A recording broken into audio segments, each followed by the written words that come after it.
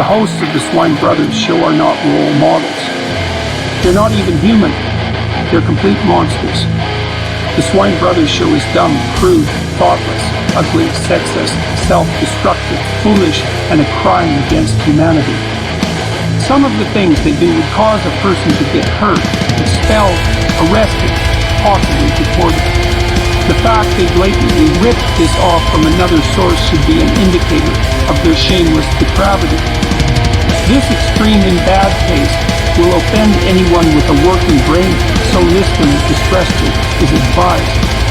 If you're still here, welcome to the sewer of the internet.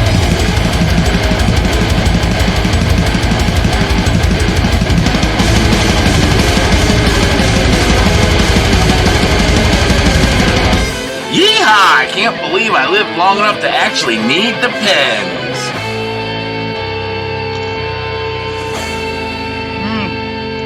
This is good drugs, Jim. Oh shit, we're on. After the Swine Brothers show, episode 177, thank you. The Christmas special. Yeah. You can find us on Facebook as Swine Brothers, and email is cosmicgodsdie@gmail.com. I am your host, Ellie Lindemood, and my co-host is... I am the Jim, the seeing eye mutant and purveyor of all that is obscene. And I'm eating drugs in the form of cookies. Yes, it's the Christmas special, and by that I mean it's going out on Christmas, so I hope you vomit up Christmas dinner. I hope you vomit up Christmas dinner too. Hopefully this show will be, that little push over the edge that your stomach needs. So, what is on the clown show tonight? Oh, got a new girlfriend, and I'm still trying to figure out why the hell people are saying I'm noble. They are? Yeah, random idiots. Because, she's in a fucking wheelchair. Because, breast cancer destroyed part of her spine and all that shit. It's a weird, complex story. I dated someone in a wheelchair once. I didn't feel very noble. It was just she was cool, and then she turned out to be bipolar, but whatever. So that's kind of where I am. She's pretty damn cool. Like, we've been watching horror movies and anime at her house whenever I go visit. And of course, there's the sex shit. Yes, I could still have sex with her. They didn't shut her vaginal orifice. Yeah, but I mean, you yourself. Ugh. Yeah, I know. I'm the punishment from the gods. That puts images in my head. I don't want people. No, so you don't yeah, I want don't know. Well, I'm sure. I don't know. Just because you're dating someone, it'd be you're noble because he's blind or whatever. That's a pretty I've gotten stupid that way too. That's dumb as hell. It's almost as stupid as like, oh, what the hell was it? I can't even think of it. I had a thought and I lost it. Woo! We're awake and alert this show. Yeah, I know. I coughed once and it all went away. Yes. But, well, and if you have dated me and people have called you noble because I'm blind, get in touch. Or don't get in touch because maybe some bad blood between us. You know what? Oh, yeah. It's that whole making a statement thing, Just because I want some eye candy on the screen when I go around murdering super mutants, or in this case, what we've been doing recently was the Pathfinder Kingmaker game, and it's so much more fun to say, okay, we're just gonna kill you now, whenever you're the chick with jiggly tits. It seems like people play games to make a statement, like on TV tropes. Have you ever read the character descriptions on TV tropes? It seems like the whole thing is, we have to play the good guy and we have to show that we're playing the good guy, as opposed to just trying to have fun with it and doing whatever you want. I mean, I'm not the good guy. I wouldn't want to live in the barony I've created. The one we've created, oh God. I mean, the moment we said, yes, bandits are just tax collectors, yeah, I would have run for the hills. If I was playing it the way that I would really want to live in it, yeah, it would be nice as well, I'd want, but how fun would that be? Yeah, It's more fun to just let your imagination go wild. and completely destroy everything that's around you. But So I don't far, I know. really like Lander as our regent, even though there's a high probability he's going to backstab us at some point. Good. Which, fine, dandy, we're evil. We're gonna get backstabbed because we did a lot of backstabbing. We're gonna get it in kind, you know. Yes, many times. And of course, the Baroness, because we're playing as a Baroness, will react outraged that she was backstabbed, even though that she probably should have seen it coming. Yeah. So it's, well, I don't know. I mean, uh, we throw around the term virtue signaling a lot. Uh-huh. And what is, well, if someone is inside a house making a video and they're wearing a mask to show that you should wear a mask, I think that's virtue signaling. I think that's because Complete moron. Like, shit. I mean, you if don't you had a need to bunch of wear it. company over, maybe I could see that. But, Well, not even that, just in your own house, on your own, or with family that you're always around, why? because and also that fucks up your microphone quality. I because you have to make a statement, because you have to tell people what to do. You know, wear a mask, and because people are going to listen to random YouTubers. If I told people what to do, by the way, like and subscribe and comment. Yeah, do all that fun Let's stuff. let's see if they actually do that. But why do you think that showing you wear a mask in your own home will get people to do it? Mm. If they're not if you're not wearing it at the moment, you doing it isn't going to change anyone's mind. It's just going to, I don't know, submit whatever beliefs they had in the first place. Mm-hmm. That's what I think.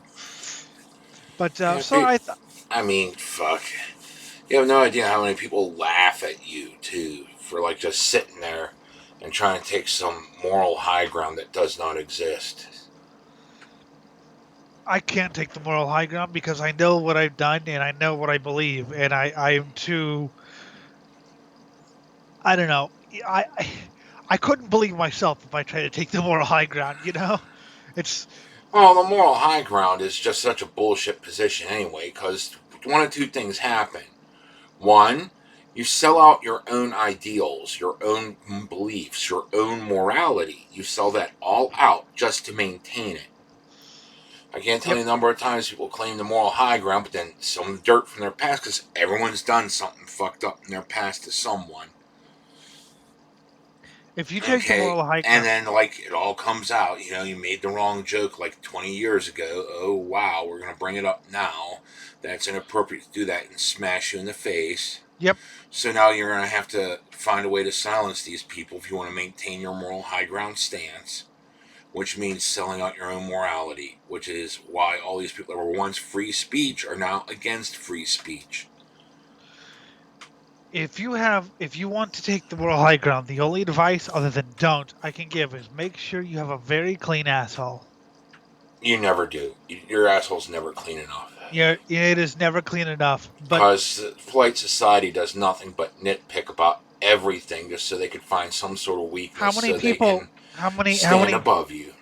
how many activist warriors have we seen where a minute, you know, a minute ago they were our heroes, but now we found a joke they made in 2003 while sleep deprived and on acid that we're going to use to shame them. But but And they're but but utterly but a minute destroyed ago, from that point. Yep. they were our hero. Yep. So, but I don't know. I do actually have And a the set other of like, thing that happens when you take the moral high ground is you're only taking the moral high ground to obfuscate the fact that you lack any morals, even the ones you claim to have. yes, Just look at any fucking politician. All of them. well, yeah, save the children. By the way, they'll throw children in a meat grinder to make $5. But I mean, for me, I have a sort of moral code that even if I wanted to take the the high road as I have done. I'm like, wait a minute, all the stuff I've done, I can't even do that. It's not even accounting for the stuff we've done. It's also the fact that I don't want to sell up my morality. I would rather, have that ethos going around where it's like, okay, I'm not going to go fuck other people over unless they totally screwed with me first. I don't want to sell my morality, and no one's given me a big enough price to tempt me to sell out my morality. Yeah, that's I mean, you give me a big enough price, I'll sell out Jim actually I'd sell out Jim for free because I think it'd be hilarious. Oh, God. I'm kidding. Don't worry, we'll save you from those trolls and avenge your family. By the way, we made a peace treaty with those trolls. I'm leaving. Die, traitor. Wait. You just added insult to injury. I mean,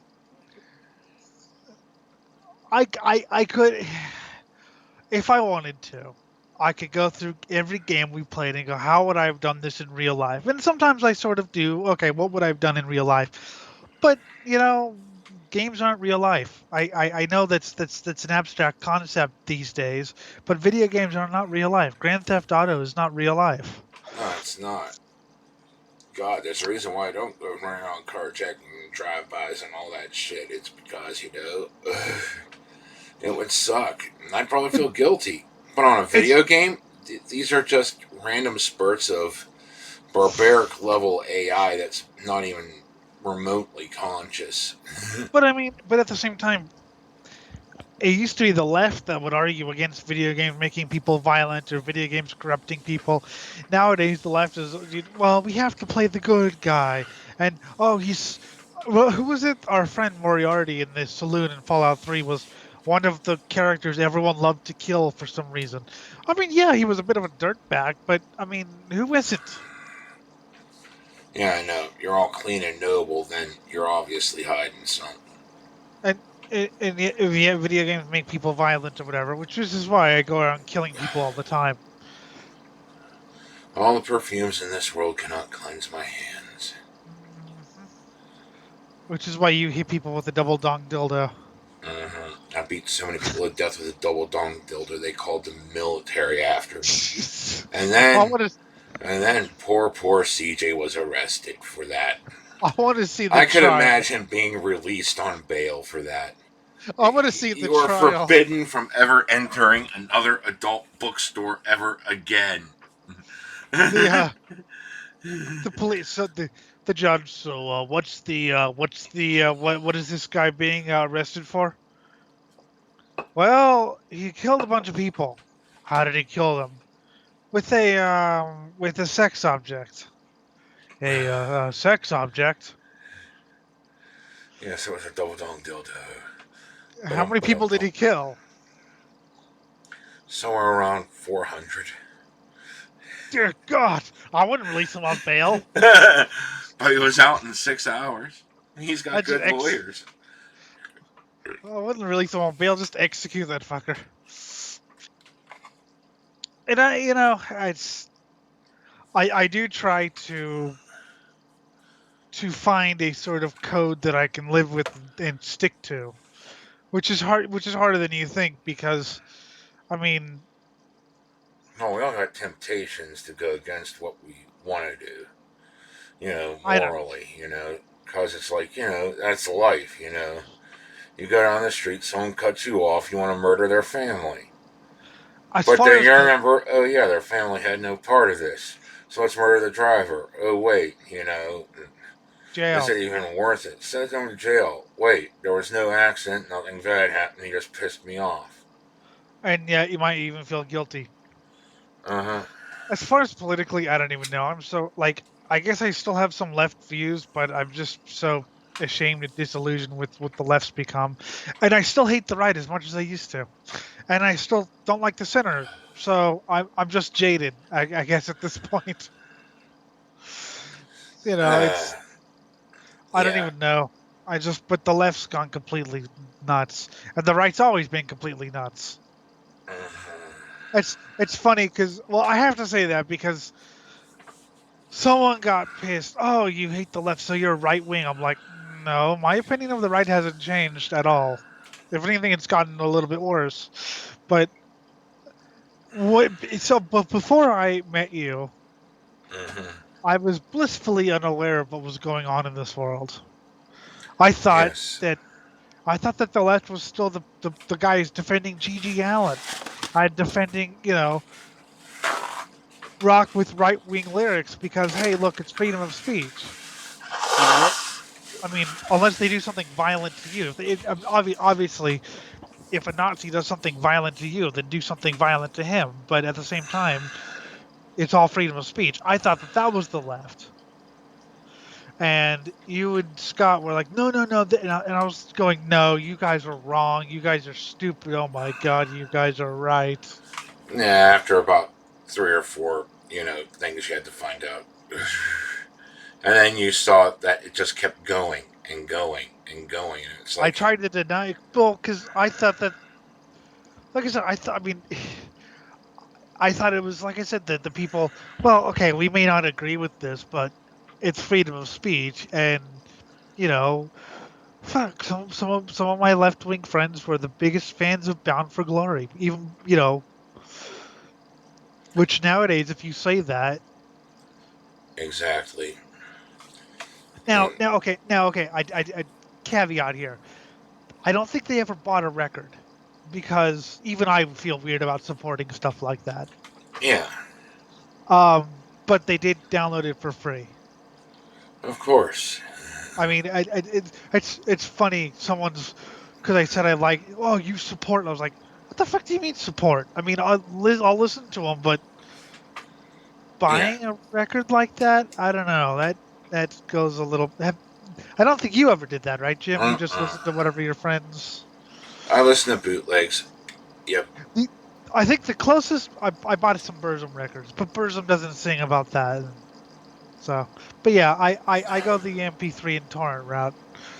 And anyone who thinks it's horrible, well, yeah, I'm sorry. I think Bound for Glory are great and they're musical talented, but ugh, even I can't live with that.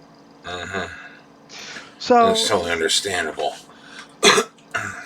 yeah, see, I guess what I'm trying to say is, we actually do have some sort of code.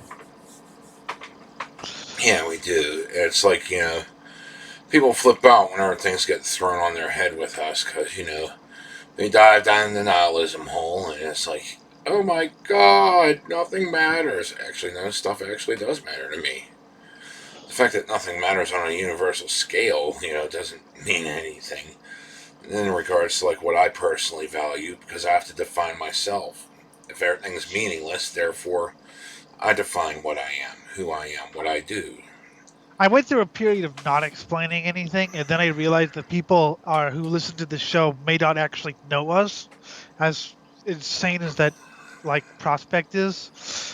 So I feel like I have to explain a little bit more about like, and also I'm fully aware that most most RAC bands think I'm some sort of genetic defective. So If only you were a mutation. I like defective. Oh God, dogs barking. The dog has no respect for the radio show. He's an ass. The dog is an ass. Yes, and I could say that because he's not listening. He Dogs don't like this show, but yes, I am a mutation technically. Um, my eyes stopped growing. Yeah, For they those stopped growing. for those of you who haven't, maybe are listening for the first time and wondering what the hell I'm talking about, I am fully blind. Jim is in charge of all the visual effects and all that good stuff. So I can All I actually do, see. yes, but he can't think. That's the problem. That happens a lot. He once said his IQ. What was he say your IQ was? Like 100 or something like that. It was well above that. It was into the genius range at one point. And then I did drugs, and it was still See, genius. Then I stopped caring, and it dropped further because I didn't make a living instead of keep my brain sharp. it wasn't actually a genius. I actually have the results, and the one was a mistake. It was actually like 22. Yeah, my IQ is in the double digits. Glorious. Yay! It's in the low 20s. um, no, so yes, I am fully blind. I was born blind. I cannot see a damn thing. So that's what I'm talking about when I say I'm a mutant or a defective. Because technically I am. I mean, I don't. In reality, I don't. I don't really think about people. I've probably mentioned this a couple times on the show. People, oh, it's so amazing how you can use the internet. I don't find it that amazing because I just used the resources available to me. I didn't really think about it. It's like being amazed I can use the internet. Oh, wow. I'm overage to figure all this shit out. I was amazed Yet I by the kind of internet. grew up with it, so I forced myself to learn it. And I was there's a amazed lot of by it the I still don't understand these days, but I know enough to go around a bit here and there. Hell, Elliot knows more about going around places online than I do, because he was born into this shit. Well, no, I didn't use the internet until I was like 11. I Yeah, mean, for the first like 11 I years. didn't use the internet for the first time till I was 18. Oh, yeah, okay. Because for the first 11 years, if I wanted to see something on the internet, I would have to get someone to do it for me. And I was like, I always treated this internet as some sort of mythical, mystical thing where you could find like videos of rare concerts and old races. And then when I used it for the first time, it was an internet, it was the Braille computer. It was lacking, it didn't have any video, but still all the information I could find. And then when I first got my first real print, regular PC and could do, whatever I wanted, unrestricted. I didn't sleep that night. I did not actually sleep that night because yeah, I could do, and so yeah, I mean I've had to figure. I mean I'm not the kind of person who likes to sit and wait for someone to go help him with his problems. I'd rather figure it out for myself. So things like iTunes, I I just had to figure it out for myself, as opposed to, hey, could you help me with this? I think I do okay. I mean, I do this show, um, but yeah, Jim. But I need Jim for like explaining pictures and shit, and visual things like video games and horror movies, because your descriptions are hilarious. Oh, sometimes I have to sit there and go, "Oh my god!" And now his intestines exploded over there, and then like this happened, and like there's face melting.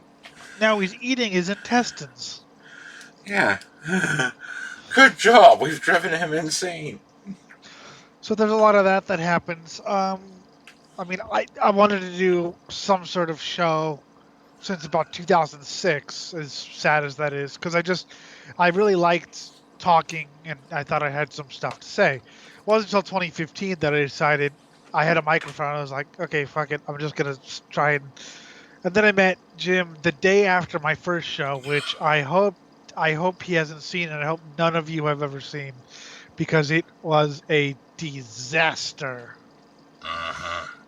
My first show, I remember going on Metalgate. Jim's thing is like, your show's so much better than mine. Yeah, right. Oh god. But it's been an interesting evolution throughout these 5 years. Like I said, I was so naive when we first met because I was basically living under a rock, and I thought that, again, I thought that So the I just left, remember my first time getting in front of the camera on TV. yeah, God, okay. First, I had like the whole entire stage fright thing that I had going on, so I just powered through that, forced myself to deal. But just I look back, it's like I remember. I don't have the video anymore, but I remember about 10 years later, I watched the video and I'm like, dear God, did I suck? Because you could see where I started picking up how to actually be an actor better. yes. I mean, I did everything decently enough over the top and stuff. But, it wasn't until later I actually picked up a certain acting style and just went with it. I got a form of stage fright when we first did the show, and especially when I first did Metalgate, I was nervous as hell because You have to remember, I had no, like, Mason said he was going on a show called Metalgate, and I jumped at the chance because it was metal. I didn't know it. I didn't know you or Scott, or so I thought I was going on with, like, all these serious metalheads, and yeah, you are, but not everyone was, and I was like, oh my god, they're gonna eat me alive. When we do interviews, I do have a bit of I don't know, stage fright, but nerves definitely. You saw me freeze up when talking to Dale Patterson, and then Mhm. and then you were like, "Oh, I gotta get going." I was like, "I'm gonna be alone doing this." Oh fuck! But hey, again, you have to power through it and don't. It's just best not to think about it, especially if you're doing an interview. Just talk like you're talking to a friend. Yeah, that's about It's it there. it's best don't think about it. Like I could be doing these shows and I can forget that we're even on air, except for the fact that I don't like dead air. But I just talk to Jim like I'm talking to a friend or whatever. Now I'm trying to do a little bit better in actually talking to the audience a little bit because I've gotten a couple things like, "Hey, great show, whoever you are." And I'm like, people who don't know us watch this show. Oh my god. Hmm. So I'm trying to get a little bit better about consciously remembering that it is a show and that I am talking to potentially four people, Hmm. four whole people. But yes, again the evolution. Like I said, when I was like, I remember like, no, you guys are wrong. No, you guys are wrong. This is not as bad as you say it is. Oh my god, it's worse.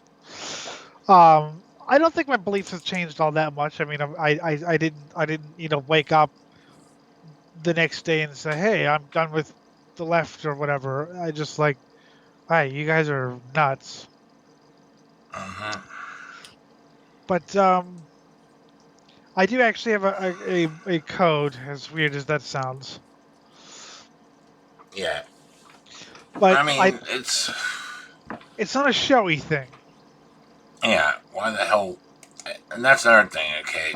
Like, get these people so focused on trying to prove themselves to be the good guy that they state all their actions. Do I sit there and talk about every time I have given cash to some panhandler on the street? Have I talked about every time, I gave a hitchhiker a lift?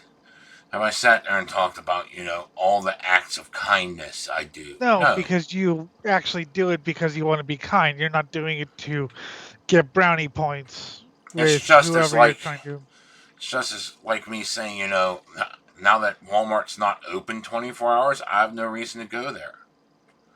And I never really liked shopping at Walmart anyways. And, I Eh, just only went there because it was 2 a.m. Now that it's closed for this pandemic crap, it's like, oh, wow, I haven't been there in like all year. I haven't been to the inside of a Walmart. I think it went in September, but that was because we were in Monterey and we had to get shit. Um, yes, even during the pandemic, I still went to a race. It was fun. It was weird actually because there was no like concession stands or anything. It was literally just park up and watch racing. It was awesome. But yeah, I think we went. I think we went there in like September. But yeah, it's interesting. And you know, get But yeah, you're not trying to show off your good deeds to get brownie points with whoever you're trying to impress. Um, so Yeah, that's and I'd rather talk that's about all the vile things I did because A, those are entertaining stories, and B, there's usually a moral at the end of it.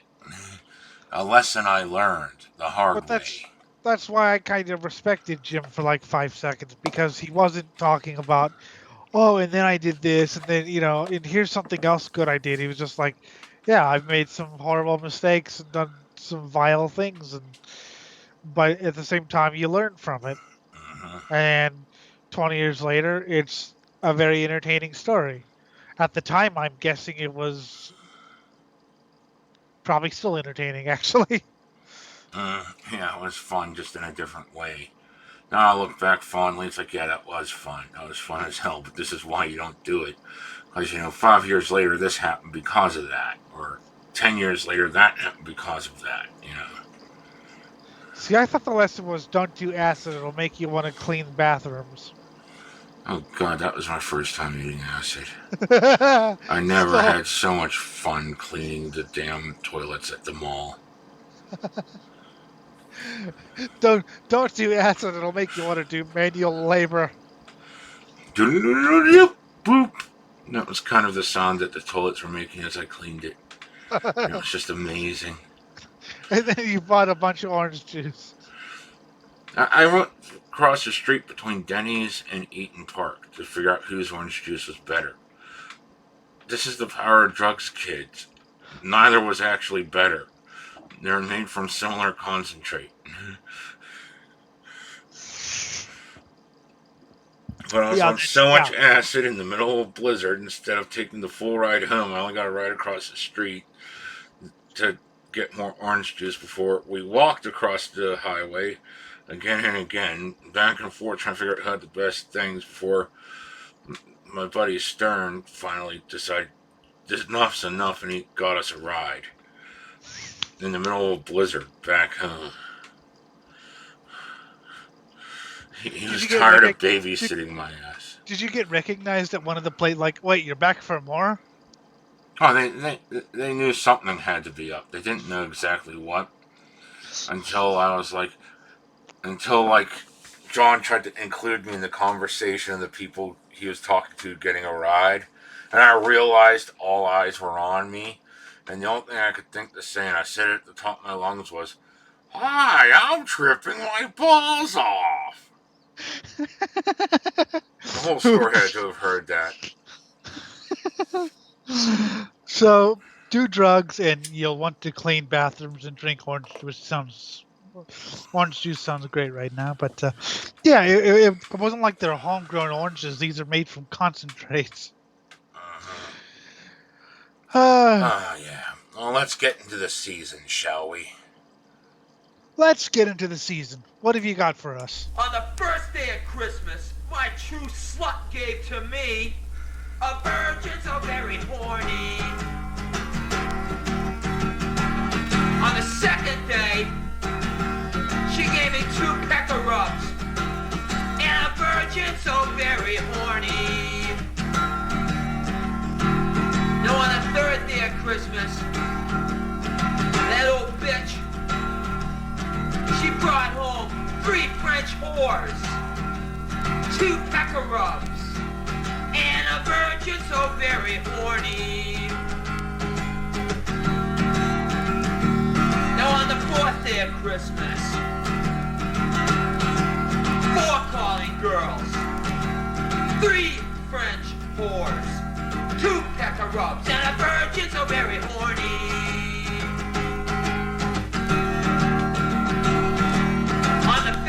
Christmas, she brought me home something special.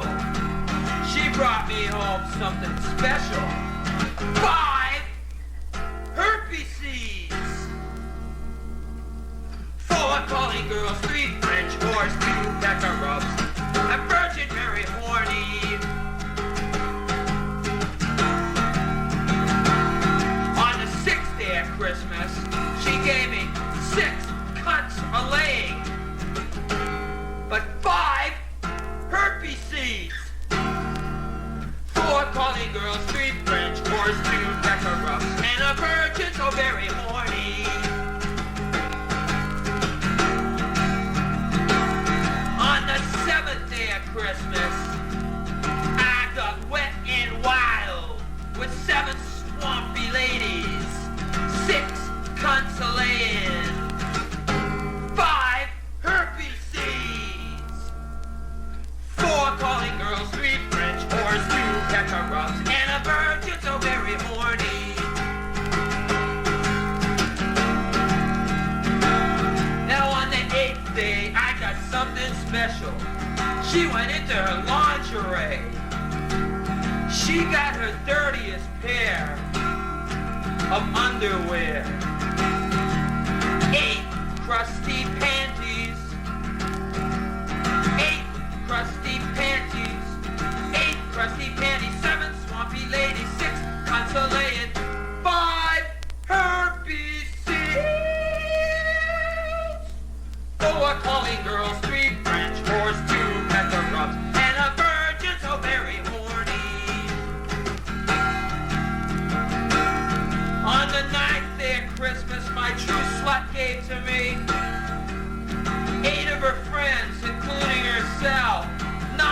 chicks of fucking 8 crusty panties, 7 swampy ladies, 6 consolated, 5 herpes seeds, 4 calling girls, 3 French whores, 2 pecker a virgin so very horny.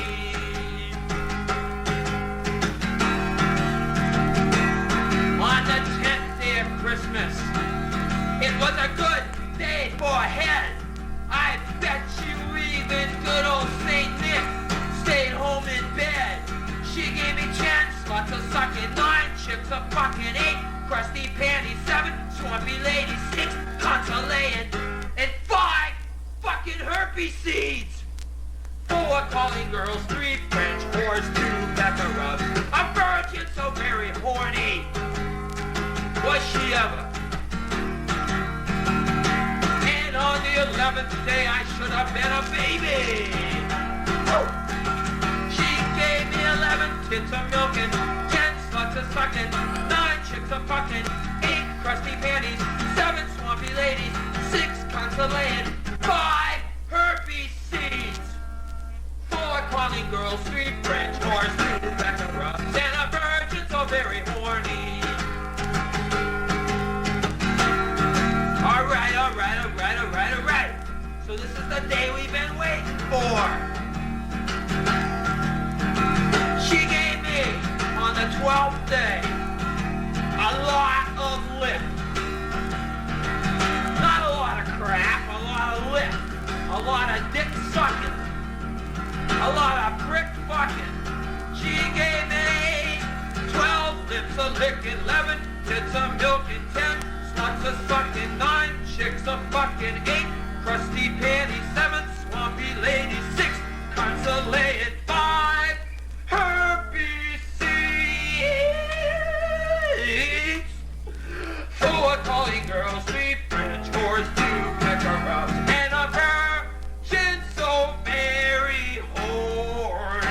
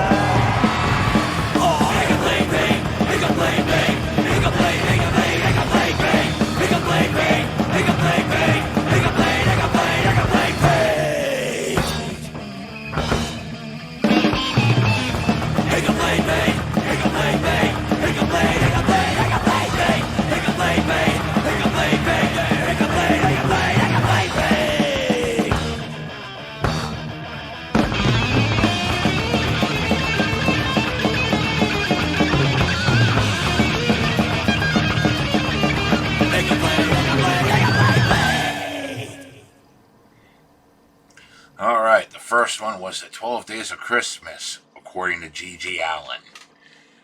Off of a split with Afterbirth, I think. I do believe so, yes. One of the many Afterbirths. The flip side is funny. It was called Santa Claus is Dead, which he is. And the second was Grimace with Incomplete Pete, an obscure band from Humboldt, California that's off their demo. I love Grimace. That song's about a guy who was involved in a car accident, and they had to take out some of his brain, and due to whatever reason, maybe he never got over the shock, but he kept doing very outrageous things to, basically make people laugh. I think he overdosed a couple of years ago. Grimace is a great band. They also released an album that's a little bit weirder. But some very interesting leads on that song. Martin, the guitarist, was very unique, and Chuck, I love Chuck's vocals. He sounds like a less nasally Dave Mustaine a little bit. And I always wanted to show you that Grimace, and that's the only song I could find on YouTube. But it's a good song, Incomplete Pete. Good stuff. We were just mentioning G.G. Allen, and I wonder how drunk he was when he recorded that. You never know. My guess is very, because he was always drunk. The funny thing about G.G. Allen, everyone thinks he was like a huge heroin guy. He rarely did heroin. In fact, they theorized that's why he overdosed, because he just wasn't used to it. And of course, he's not going to take anything in moderation. Yeah, So he probably got like a regular dose, a huge dose from. And they probably gave him like pure instead of something cut. So of course he's not going to do anything in moderation. So that's what Merle Allen thinks. But yeah, everyone thinks of him as a junkie, and he was more like drinking and doing pills and stuff. Great guy. I mean, I'm not saying every song he did was amazing. I mean, that song we played was more of a novelty. But when he was on, no one could touch him. I don't think some of the best punk. Anyway, so how are we? Speaking of Incomplete Pete, how are you still alive, Jim? That I do not know. In fact, I got my one buddy. He had the better upbringing, Jeff. He had the better upbringing, better parents, from a better household, better access to health care, everything better than me. And he died about roughly 20 years ago now. Somehow I'm the one still kicking. You brought up that you wanted to talk about something like that, and that was the first song that came to my mind was Incomplete Pete.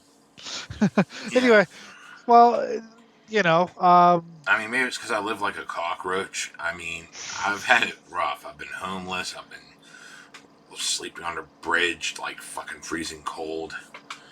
No food for a few days. Fucking shit. But then it compared that to someone who's been pampered, and when the first thing goes wrong, they think, oh, well, gotta kill myself now. Yeah.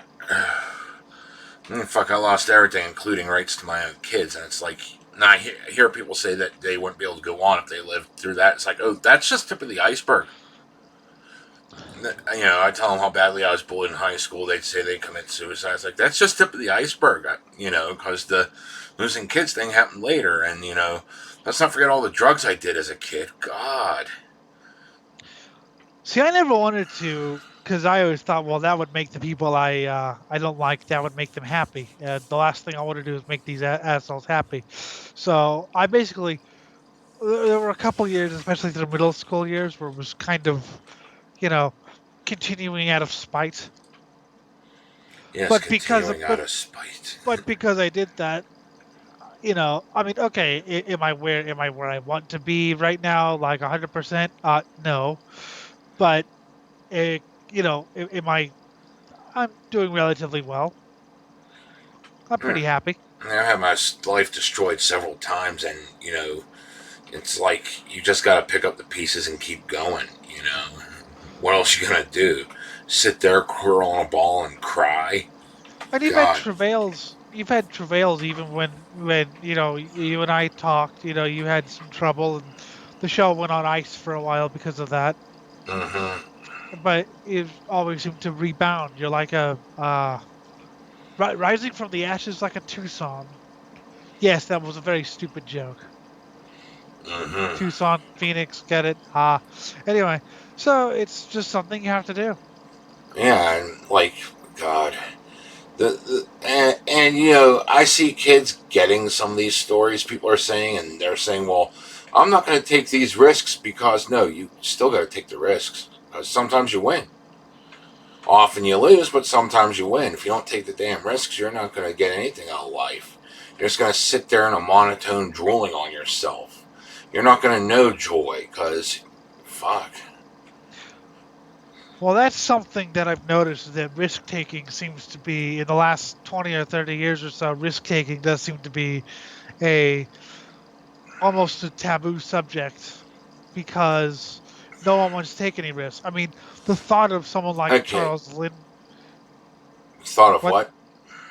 Well, the thought of someone like Charles Lindbergh, going around in a plane, not even know if he was going to make it across the ocean. Hmm. The kids wouldn't understand that. I mean, or what about those Titanic or I'm sorry, not Titanic, the Antarctic explorers, exploring the Antarctic. Hmm. In my experience, And yes. the whole thing is, I'm not even saying you should go out there and take, like, okay, I still have a little bit of a fear of heights. It used to be a shit ton worse than it is now. And you want to know the ways I went tried to get over it? Hmm. I went bridge jumping. I mean, yeah, granted, it was only like 100 feet or so into the water below, but I jumped off a damn bridge to try to get Yes. over my fear of heights, and it helped some because I got to compensate. This high's not that bad. I also went cliff jumping, and yeah, the cliff was only like not, again about another 100 feet or so off the from the water, but still, this is shit I did, and yeah, it was fun, but it was a bit of a risk. I'm not even saying okay, go that far. At least take some risk other than just play the lottery. In my experience, yes, you may lose and you may, risks can bite you, but at the same time, the rewards and the joys you know, from getting it right and from winning Are worth it, and are just are sometimes sometimes yes, they are worth it. Again, you will not win all the time. You may lose horribly, but at the same time, isn't it? I mean, isn't it better to at least try than to just sit? I mean, I don't know. I'm not even talking about risks like that. Help start a show. I know people who won't start shows. They want to, but they won't because they're so self-conscious about. Well, I don't have any good material. Neither did I. I didn't have do you any good think this is material. good material? If so, please tell Yes, us. But it's fucking it's I'm fucking great hypercritical material. of myself, so obviously I'm saying it's not. I think it's the best show on the internet, but then again, I'm clinically insane. So no, wait, Yes, or you is are. Jim clinical? Um, No, no, no, no, no, no. no, I'm beyond that point. I'm 100% certified, bitch. I grew up in a mental institution. That is But 100% fact. so I didn't have good material when it started. I mean, I can actually listen to our recent shows and enjoy them. If I turn on like the early PTR episodes, I can't listen to them for more than 5 minutes without wanting to pound my head into the wall because they were awful. I mean, they were fun. I'm not saying I didn't have any fun, but they were awful. But I know people who are so self-conscious, they want to do something like I'm doing. I'm not saying I'm like changing the world or anything. I don't think it's that, but people want, oh, I would love to do what you're doing, but I don't have any good material, or I'm nervous about whether people are going to like me. I didn't start this. I honestly had no whether people liked me or not was. I mean, I'd like it if people liked me, but at the same time, it wasn't like I don't know. I didn't really think about it. I just wanted to do it, and I mean, I was actually kind of mortified to get on camera for the first time. My ego took me there, and I was like, well, fuck it, I'm going to do it. And I forced myself to do it, and I did it, and I sucked, but I got better the more I did it. And same with us. eventually, I had a bit of a fandom, and back when I was in college, people even asked me for my damn autograph, Yeah, and I was and like, "Wow, really? What? Huh? When did this happen?" we've done some great interviews with some amazing people who I never thought I'd ever get to talk to, Mm, and it's still rolling. I'm still open for interviews and things, and um, but yeah, just take a shot. You may fail, it may be horrible, but what if it's good, or what if you just enjoy doing it? Who cares if it's horrible? I mean, the early PTR episodes, I enjoyed doing them. I mean, they were awful, but if I quit, then I wouldn't be where I am now, which is slightly better. mm-hmm. Slightly better. So I guess that's what I'm saying. Yeah, you may fail, you may struggle, but keep going because you may actually do something worthwhile. Mm-hmm. Or if you don't, hey, it's a learning experience. Plus, Maybe you're. you could just be having fun and shit. Well, that's why I started. I mean, that's why we started doing all the like. It was you introduced me to a lot of things that I never thought about. Dungeons and Dragons. The only thing I knew about D&D was it had some dice. It had some story element, which I thought was interesting, and nerds played it. And then you That's played it, and you created the voices. that's the only thing. Fallout. Sexually transmitted religion. The voices just always guide you towards a chaotic evil path. And they granted domains to clerics, too. We don't even know how that started, but it's a sexually transmitted disease that is a religion. It's sexually transmitted religion. So Fallout, I didn't know the first thing about Fallout, and I spent 7 hours waiting for you to get your shit together, and I was like, you know what? I'm exhausted. We can play for like 20 minutes, and then I'm going to bed. 6 hours later, Jim's, oh, I gotta go to bed. Yeah, No, I don't. I took him to Old World Blues, and he was like, "Oh my god! Oh my god! Oh my god!" Yeah. This is So after we completely destroyed the first opening town. He's like, they're annoying me. Let's kill them. Okay. or like interviews. See, Jeannie and Dale Patterson, I was kind of shy around Dale because he'd worked with actual professionals and knew actual professional musicians. So that's and Jeannie did as well. But I had talked to Jeannie 1,000 times. She's awesome, by the way. Mm-hmm. Shout out to You Got Heard Gods. Mm-hmm. But with Ryan from Testimonial Discord, I had exchanged maybe like 3 words with him. Hey, do you want to do an interview? Sure. So I didn't know the first thing, but that was a fun interview. But I wouldn't have done the interview if I would have just, "Well, I'm not talented enough. I'm gonna go back into bed." Oh, boo-hoo. Yeah, I'm gonna. So you have to try it. I But I mean, got my talents here and there, but it's like, oh God, everything had to be learned. Like, hell, you don't sit there and start off life being capable of taking a baseball bat to your face. No, it usually takes having a baseball bat taken to your face a few dozen times for you to actually be able to stand back up afterwards. I'm a bit old to pull that off now, but that was my high school. yes, he was. You don't learn courage, you don't learn endurance, you don't learn how to power through things until you've been through something.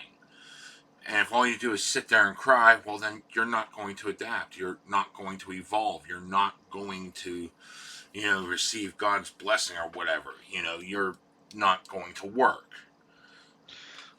Yep, high You school. I mean, and I'll sometimes sit there and spend some time crying boo-hoo to myself. Life's hard and all that, but then I remember, oh yeah, this isn't getting anything done, and I start Yep, doing things. high school for me is where things chilled out. Middle school was the worst, and elementary school was bad because I was sort of I was first of all I was blind, so I was the freak. Duh. And for everyone who's, oh my god, don't get offended because I don't care. I hate people who get offended on my behalf, but we'll go to that a bit later. So I was the freak, and then in middle school I started getting into black and death metal music. So I was the freak who liked weird music and weird racing, and who didn't believe in God. Which is, it's so funny you hear about California being so open-minded about religion. No, when I said I did, before finding whatever I found later, I didn't believe in God or any of that stuff. So it was like, uh, I explained it, and people were like, "Oh my God, that's horrible! How could you not believe?" I was like, "Cause I don't care." So I was the weird kid and got plenty of stuff for it. I mean, you know, you know, you know what the other blind kid's favorite activity in PE was? Hmm. Pelting me with frisbees. Oh, joy. Which it eventually I got used to. And I didn't want to snitch on them, so I was like, no, no, no, it's a game we're playing. Because I just was like, whatever, get it out of your system. High school, things chilled out. And I was just the weirdo. You see, when I was in the mental institution and in the partial program, the people really dug me. I was Mr. Popular and all this stuff because I was the real nut job, and I was the smart one too. They had me in college prep classes starting back in 7th grade. But then I get back out and start up in 10th grade normal school finally. And the first thing they did was the principal put me in all the learning disabled classes and everything. Because, like, oh, well, someone like him will never graduate because, where he comes from, he's too out of it. Bullshit. So I wound up retaking classes that I'd already taken as a result, and some were just even well below where I was. Uh, my fucking LD English teacher, she actually, after she tested me multiple times, she went out and got a collegiate list. Like, she had two lists, one for the really slow kids and the one for the semi-slow kids. She had to get a vocabulary list that went well beyond into college, just for me. And then she Yep. also stole the college prep work. Other classes weren't that way. She did this because, it was a smaller classroom. She could go more one-on-one every now and then. And part of my grade in that class was actually helping her tutor the slower kids. You know. I did something interesting in high school because I think we were supposed to write like a book report, and I said to the teacher, "Look, I can do this in my sleep. Can I have a harder assignment?" And they, okay, write the history of something you like. Okay, punk and metal. Now, I have to say that looking back on it now, it was terrible. It was factually inaccurate, but it was well written, and the teacher didn't know the first thing about punk. And I could have said Gigi Allen invented metal. Oh yeah, yeah, yeah. But it was but I wanted a harder subject because I mean a book report. I could do a book report in my sleep. I remember back in the partial program, I actually talked them into letting me do my oral book report on the strategy guide for Super Mario 3. Nice. And I'll tell you right now, I was told flat out that part of my grade was based upon my argumentation to do so. It Yeah. wasn't the fact that the report itself, it was my argumentation to be able to, so yeah, I got an A on an oral book report on the strategy guide to Super Mario Brothers 3. Ah, strategy guides. I miss those. And cheat code lists. Remember printing out cheat codes? Those were Mm-hmm. fun. Now, you guys, everything's online, but yeah, strategy guides and. My But God.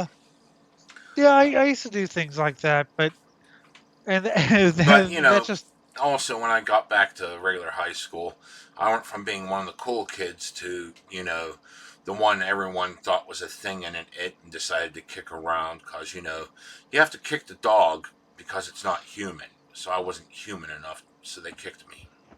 it's interesting because in middle school I was the freak, and then in high school I was the let's feel sorry for the blind kid because he's blind thing. So somewhere opinion changed in those 8 weeks or whatever. I didn't care. I was.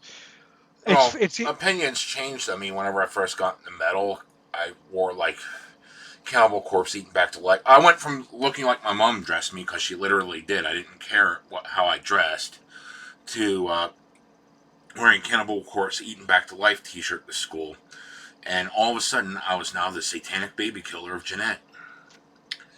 And I had kids coming up to me saying, "Is it true that when a Satanist kills you, you go to hell?" I neither knew nor cared. All I knew is if I just folded my hands in some weird way and went abby babby. They'd go, "Oh my god!" and run away, and the bullying stopped. Yes. So I don't know. Something must have happened in those 8 weeks that they see. It was interesting because after my middle school experience, I decided that friends were a waste of time because, quite frankly, I didn't have any. So I decided I wanted to just go to school, do whatever, go home, listen to, I was getting into like the serious metal and punk stuff, urban waste and stuff like that. Go home and listen to punk and metal and watch racing, and I could live with that. I didn't need friends. School was, but the teachers decided, I don't know, maybe this was a fallout from like Columbine or something. I even though that doesn't make sense because they were friends, but the teachers decided that I wasn't making friends, and so they put me in a social skills class. Never mind the fact that I didn't want to make any friends because I just didn't care. It didn't make any difference to me whether I talked to anyone or not. I never understood why that was the school's business. Of why failure to make friends was the school's See, problem. I only had like one friend in my high school, my first year there. Then I had no friends in my high school. Then I had a few friends in my high school all my senior year. But and then, most of my friends came from other school districts and or then it was were like, several grades below me. So by the time I was a senior when they hit ninth grade, guess who was the first to turn 21 and wound up buying everyone booze, kids? so you were Hi. so you were the see it's the exact opposite because it was the exact opposite for me. I was the young kid who the older kids would talk to. So eventually I did make friends, and wow, you can make fun. Well, yeah, because they like the same music. I mean, the only thing I knew at the time were racing and music. I'm a little bit more well-rounded now. Don't laugh, Jim. But the only thing I knew at the time was racing and music, and nobody knew about racing or whatever. Nobody knew. So the only thing I could really was music. And finally, I met people who, and I'm not just talking about Killswitch Engage or any of that crap. I'm talking about Bathory and bands that I'd never heard of at the time, which have become some of my favorites, like Satanic War Master. So it became sort of it was, but I never understood why they cared that I wasn't making any friends. It's like, and but yeah, Jim, I have been for all of my life because I have an older sister. We don't talk much anymore, but I was always the young the young kid who all the people would want to talk to. You were the opposite apparently. Mm-hmm. And the It's funny so. part was the kids saw how bad I was being bullied, and the only reason I didn't lift a finger to defend myself and walked away all the time was because the principal told me if I did anything to get even 5 minutes worth of detention, I'd be expelled, and all surrounding school districts would be told I'm an at-risk student. Well, my goal was to go to college at the time, so yeah, even though I was all self-absorbed and all this shit, they saw me, just get back up and continue doing my thing. And even though it was for completely pitiful reasons, they thought, wow, these bullies, he's just shrugging them off. I got to look up to that. I don't know how you have that intestinal fortitude. I wasn't shrugging it off. I was crying at home, but they didn't know that. I Now, inspired them to do things better with their lives, too. I mean, I had friends that didn't want to go to college that wound up going because I went. well, that's good. Granted, You they'd know, become Uh, indoctrination factories, but, this is before that. hey, of course, you didn't know that you could just do the whole GED thing. Yeah, I didn't know that either. Uh, so I did the social skills thing, which I thought was stupid. And I still think was a waste of time. But like I said, I just started talking to people, and people would. Because another thing about me is, it's not like I could just come up to people and go, "Hey, what's your favorite band?" I'd rather them come up to me because the whole blind thing. So that's another thing. But people would come up to me, "Hey, you like whatever bands I was wearing?" "Oh, I like them too. Cool. Oh, cool. I'm talking to someone in real life about metal." Because and then of course I met other people, which you know the stories. I mean, even now as an adult, I'm seen as mostly quiet. But that's because 9 out of 10 people enjoy gang rape. Oh my god, it's a rape joke. Yeah, they'll flip off. I say some of the things that are on my mind, joke around some of the ways I joke around. And, that's why I keep my mouth shut until I'm around a crowd I'm fairly certain that I can hang out with. Yeah, that makes family reunions a little bit uncomfortable because sometimes people will be talking to me and I'll say something that I think is completely natural and what? Like, yeah, okay, I just made a torture reference. Big deal. Oh yeah, not everyone. Oh, Not everyone oops. likes talking about taking finishing nails and hammering it through someone's testicle just to hear them scream. Not everyone likes talking like that. They actually think you're some sort of monster instead of, wow, this is either I wonder what would, you're either start up a conversation like we do sometimes when we go off on these tangents where it's we actually sit there and contemplate exactly how painful would that be? What would be going through your head? How badly would you just want to die after someone tapped it in the first time? Just the first tap. And other times you're just joking around. You'll come back with something like drink raw sewage, Jim, and it's like, oh, okay. Or my favorite, which is an actual story, you're fucked in so hard that your brain shuts down and you become a zombie. Yeah. How I wonder how that feels. It's so overloaded that your brain just goes, fuck this, I'm out of here. That reminds me of the time I saw my dad fucking the VCR. I went to knock on the door to get money off of him. Okay, his bedroom door. And his bedroom door didn't have a proper latch on it. So if you hit it hard enough, it would open. I didn't know I hit it that hard. And there he was in front of the fucking VCR, his pants around his ankles, thrusting. And I remember a couple seconds of that. And then I remember being at the mall hours later with my friends. And I'm like, how the fuck did I get here? And they're like, dude, you're talking. What the hell happened? I saw my dad fuck the VCR. No wonder you were like that. Oh, fuck. Did you ever use that VCR afterwards? I didn't. He did.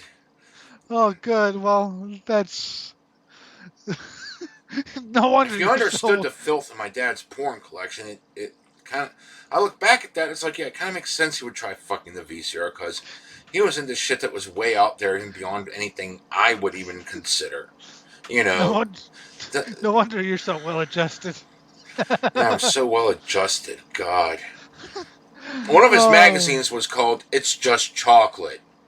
yeah, Yeah, the chocolate looks like someone sprayed diarrhea all over your face. yeah, shit fetish. Mm-hmm. I'm not into it, but I've heard about it. Yeah. But, That's this is what I grew up with. Spanked eneminers. Okay. That is a story. Because it evolved into a drinking game. Because my dad went to the hospital because he was too lazy to take care of his sugar, and his doctor was a really polite, had excellent bedside manner, but did not give a shit about human life. So, he didn't do the. If he would have done one more test, they would have found what was wrong with my dad, gotten rid of the septic, and he would have still been able to walk and, had a shorter hospital stay than he did. But while he was in the hospital, I threw house cleaning parties. Yeah, I fed people booze and drugs to clean my dad's house because he. Have you ever seen an episode of Hoarders, kids? Imagine something 5 times worse than the worst house showcased there. And he wasn't hoarding. He was just too lazy to clean up after himself. I mean, there were things he hoarded, mind you, but, those things were actually put away neatly, filed, his book collection, immaculate. The things he actually, collected and kept for himself, that was kept immaculate. His general surroundings, where he typically lived, complete filth. Garbage on the floor. mm-hmm. And that was before he had to shit in buckets and piss in bottles. After that, it got even worse. So me and my friend, I fed people free pot, free acid, and free booze to clean up my dad's house. And we got spick and span. And while we're cleaning up, they stumbled across his porn collection. and they're laughing at some of the titles. It's like, oh my god, there's like 7 or 8 volumes of this Spanked Enema Nurse. So we sat there and watched one of it, drinking, laughing. Then we watched another one, this is volume 2, and it looked like the same movie. So we watched the first one again, and we realized that the difference was in one video, whenever the girl was sent to sit in the corner, she went on her knees and on the carpet. And the next one, the difference was that instead of just kneeling on the carpet, she was kneeling on hairbrushes. And that's minor difference. Same script, same 2 girls, same exact things. That one minor difference mandated that an entire new volume be released. And like, so we started to watch the third one to see, and like, you know, in one scene the difference was, oh fuck, oh fuck, oh fuck. And the next one, the same girl was saying, oh shit, oh shit, oh shit. That was the only difference between 2 and 3. So yeah, they had. So after that, we started making a drinking game. Spot the difference in Spanked Enema Nurse. Which you had to sit there and watch the whole, like, 45-minute flick to get it. Interesting. Yeah, this is how well adjusted we were, kids. Yeah. I mean, you're fading out there. You should move away. Hello? sounds There you go. sounds perfectly well adjusted to me. Mm-hmm. Considering the upbringing I had. Well, hey, you know.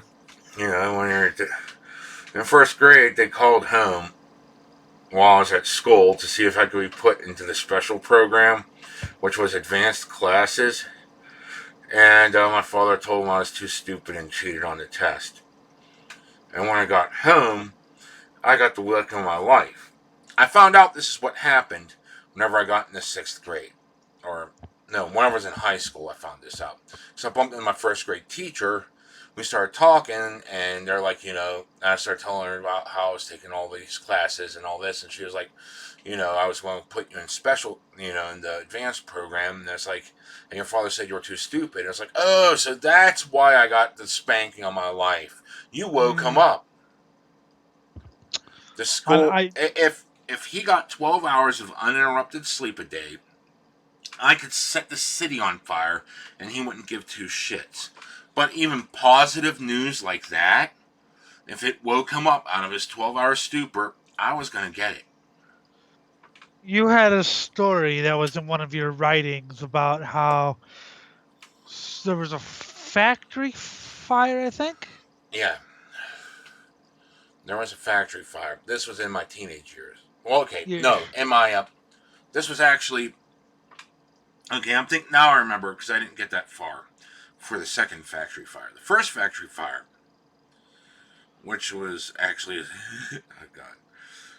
What happened was we were standing outside getting ready to go to school, and one of the nearby glass factories caught fire, Jeanette Glass. And shit, and that woke him up, and I got spanked for it. That is like the only thing I know about Pittsburgh is because PPG. Yeah. Used to sponsor Indy cars. So and you got hit not because he not because of anything I did or the teachers calling home, but because the Jeanette Glass caught fire and that woke him up.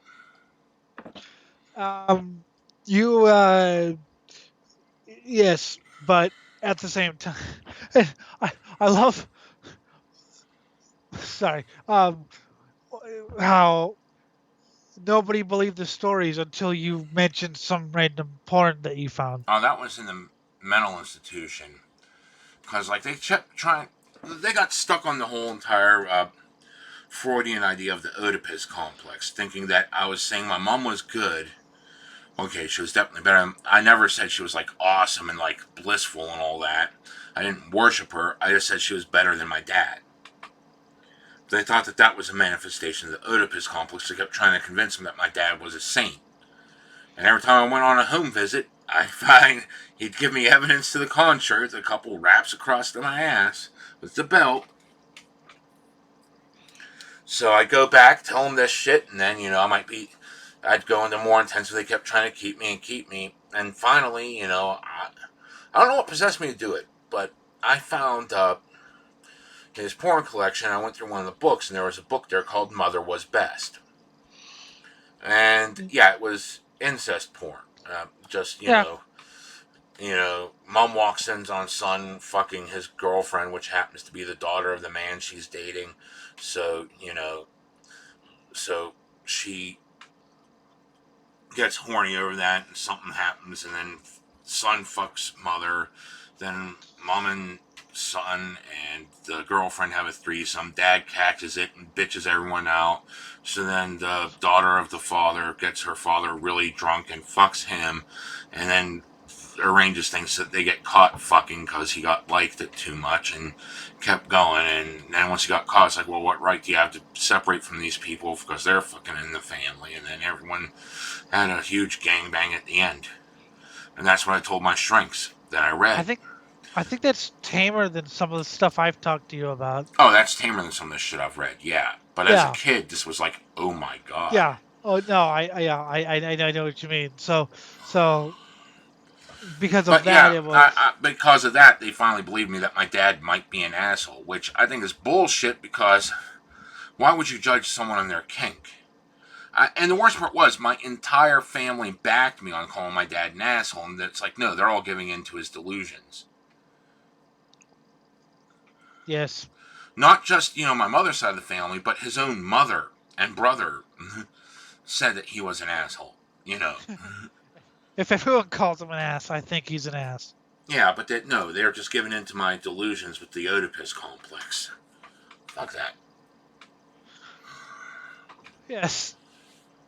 That is...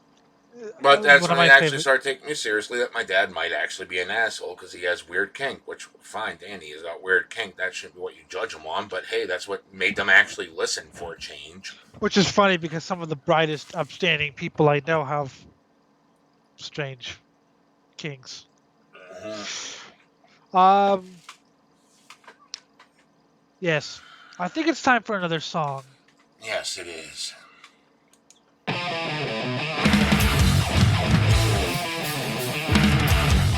Hold on to your chains! Fuck you, it's our Christmas song. We all had a dog shit year. So I'm sending you a violent threat and hope it ruins your Christmas cheer. We'd like to sing about all the things your eyes and mine will fear. I'm aboard my scimitar. Oh, step into Christmas with me. Pronounce the scimitar, stupid. Stab into Christmas. We'll kill your family. Make your dad look like he's beef jerky. We eat your puppy. Now we'll eat your babies. Stab into Christmas. We're on a killing spree. COVID sucks my monster balls. The whole world will die next year. Oh, oh, oh, oh. A vaccine won't save you from what? It's my Ginsu knife will set me out. What? Did you buy that from Ron Popeil? So Merry Christmas, eat a dick. There's no place I'd rather be than deliver it to the morgue. Ah! Stab into Christmas with me, yeah. Stab into Christmas. Let's kill a landlord. We'll make him sit in a machine gun bidet. Eat baby Cody. She's made up a loader. Stab into Christmas. We're on a killing spree, yeah. La la la la la la la la la. I love Elton John.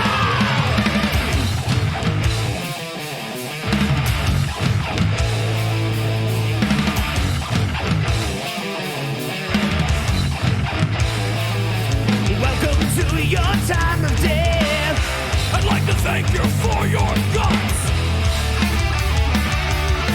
We'll redistribute your sticky blood and mail your spleen to Nazareth. Now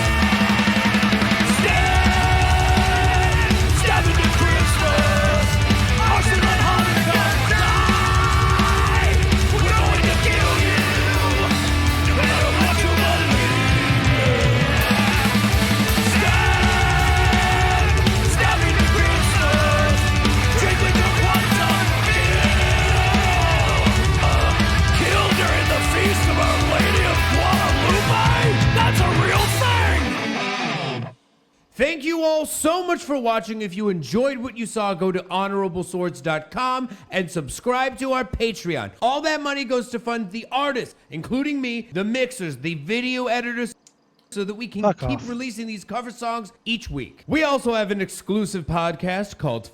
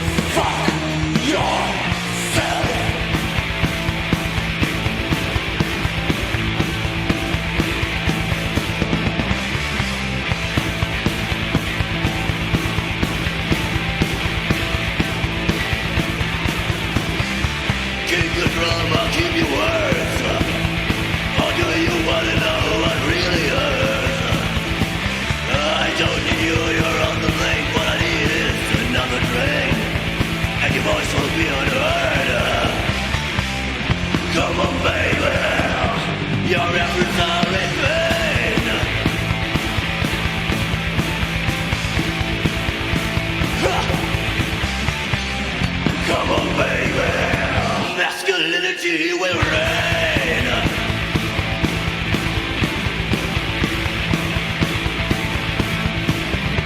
Go fuck yourself. Go fuck yourself.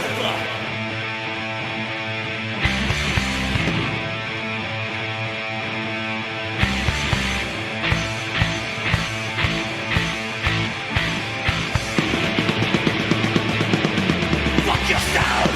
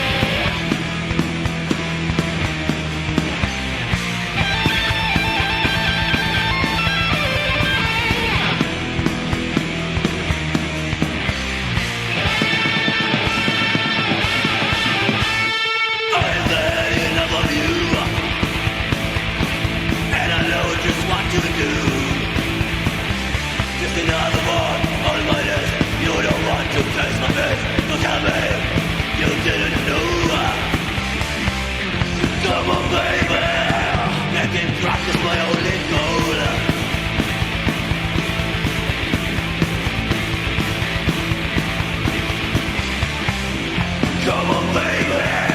I'm here to rock and roll.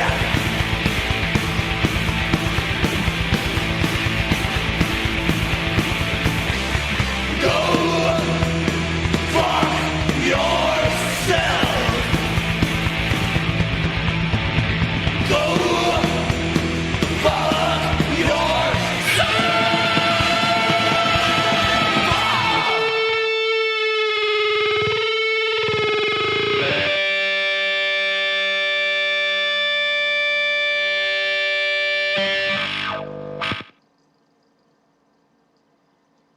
Yeah.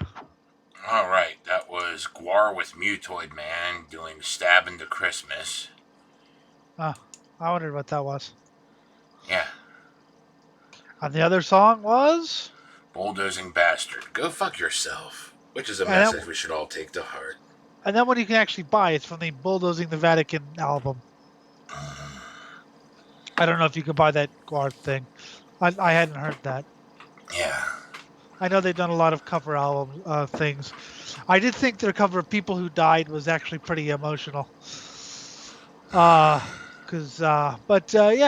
Bulldozing Bastard, great Italian. As you can tell, they're going for like a speed metal thing. Yeah.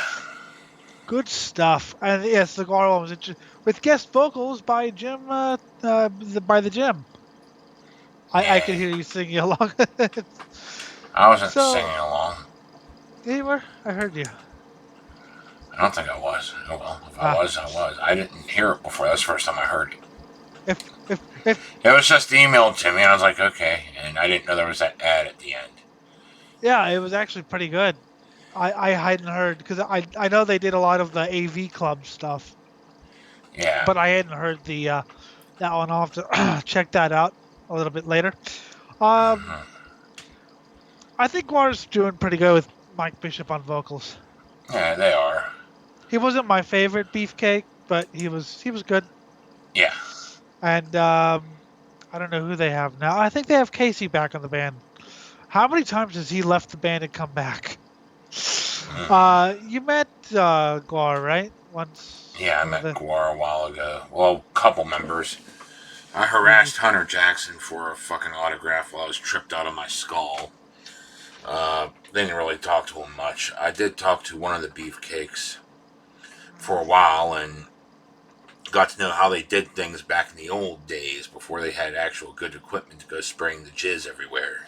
That was I've read a lot of the old Guar like interviews, and it's really interesting how they used to do it. They used to have like plastic water bottles, even before, like, this is like the early '80s or the mid '80s.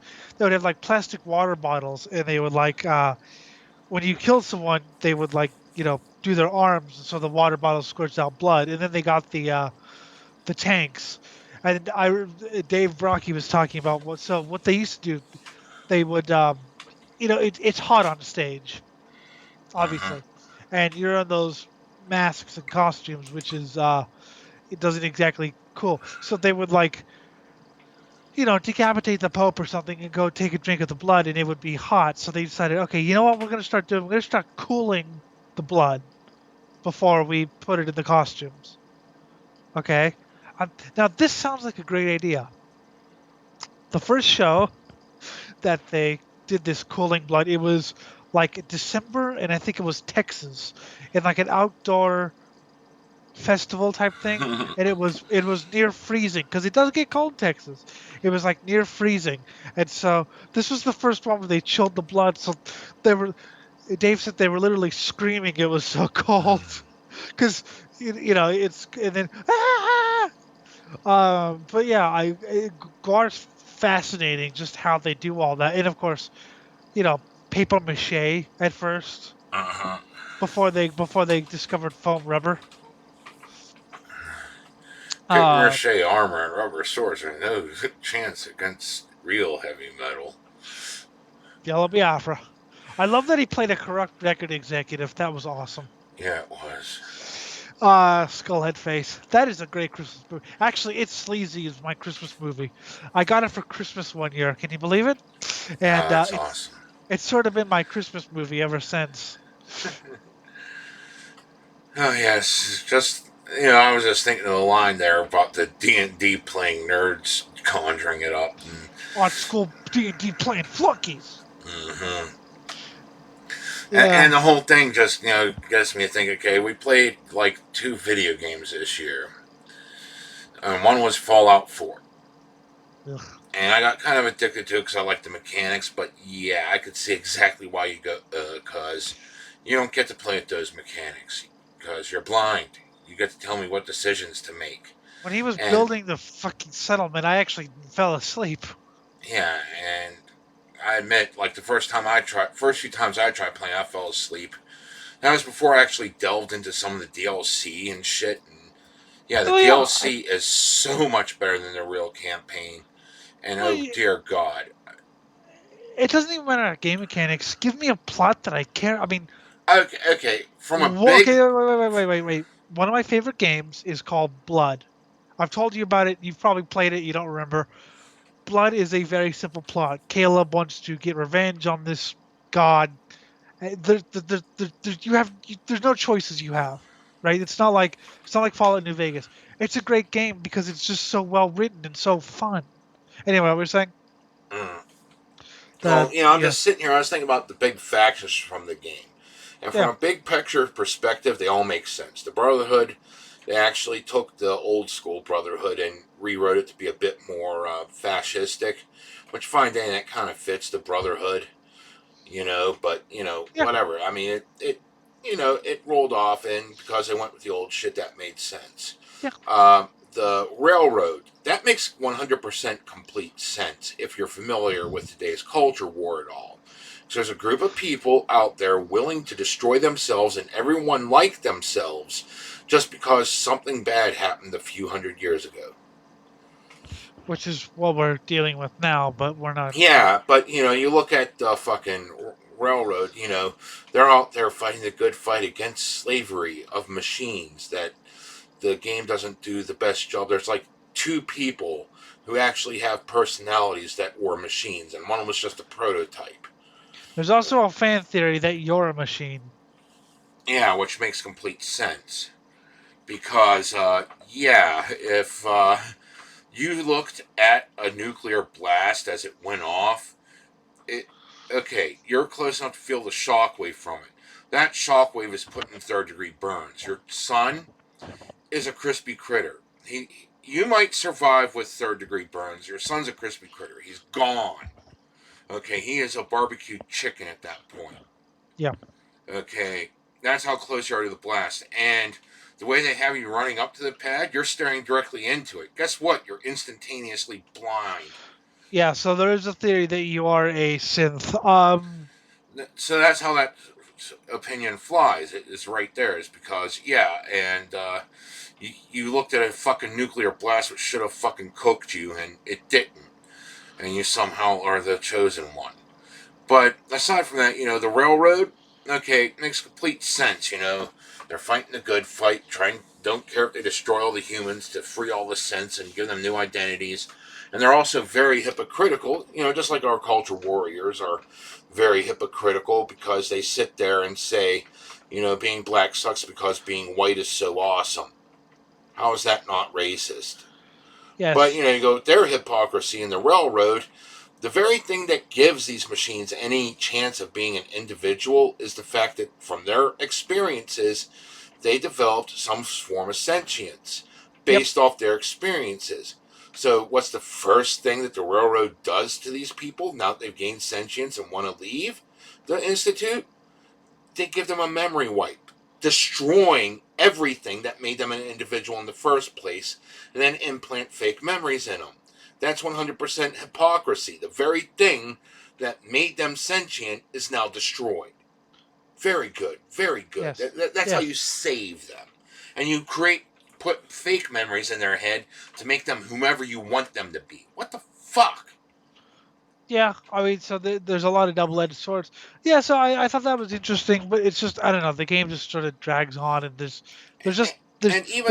I'll say that even the Minutemen, they make sense in a big picture sort of way because, in a world that's completely replete with filth and like fucking slavery's coming back and all this other shit, you're going to have people that say enough's enough and I'm going to fight the good fight. I'm going to be the moral bastards. I'm going to be the lawful good paladins.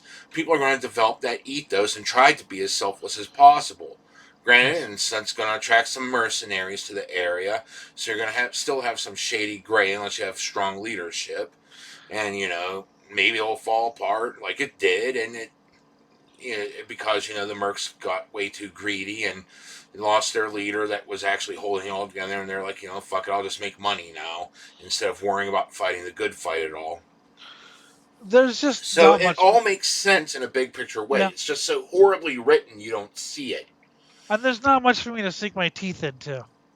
I mean, there's a little bit there that you said, but even like I said, even a game where there's no choices, if the plots, I mean, I loved watching my friends play Grand Theft Auto 3, despite the fact that it's Now, if now the thing is, I know 100% that this is an accident and horrible writing, but the actual best written faction is the Institute.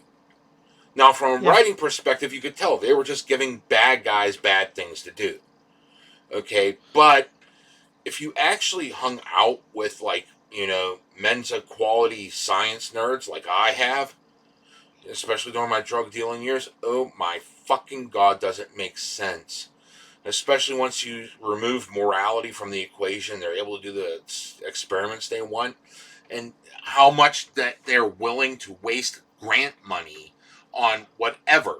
yep, They'll get grant oh money yeah, for their central project, but then like half that grant money goes to getting like Ben and Jerry's and fucking Starbucks. That's half the money wasted. And sometimes they'll go off on a tangent with that grant money and do something that's completely minor and like whatever.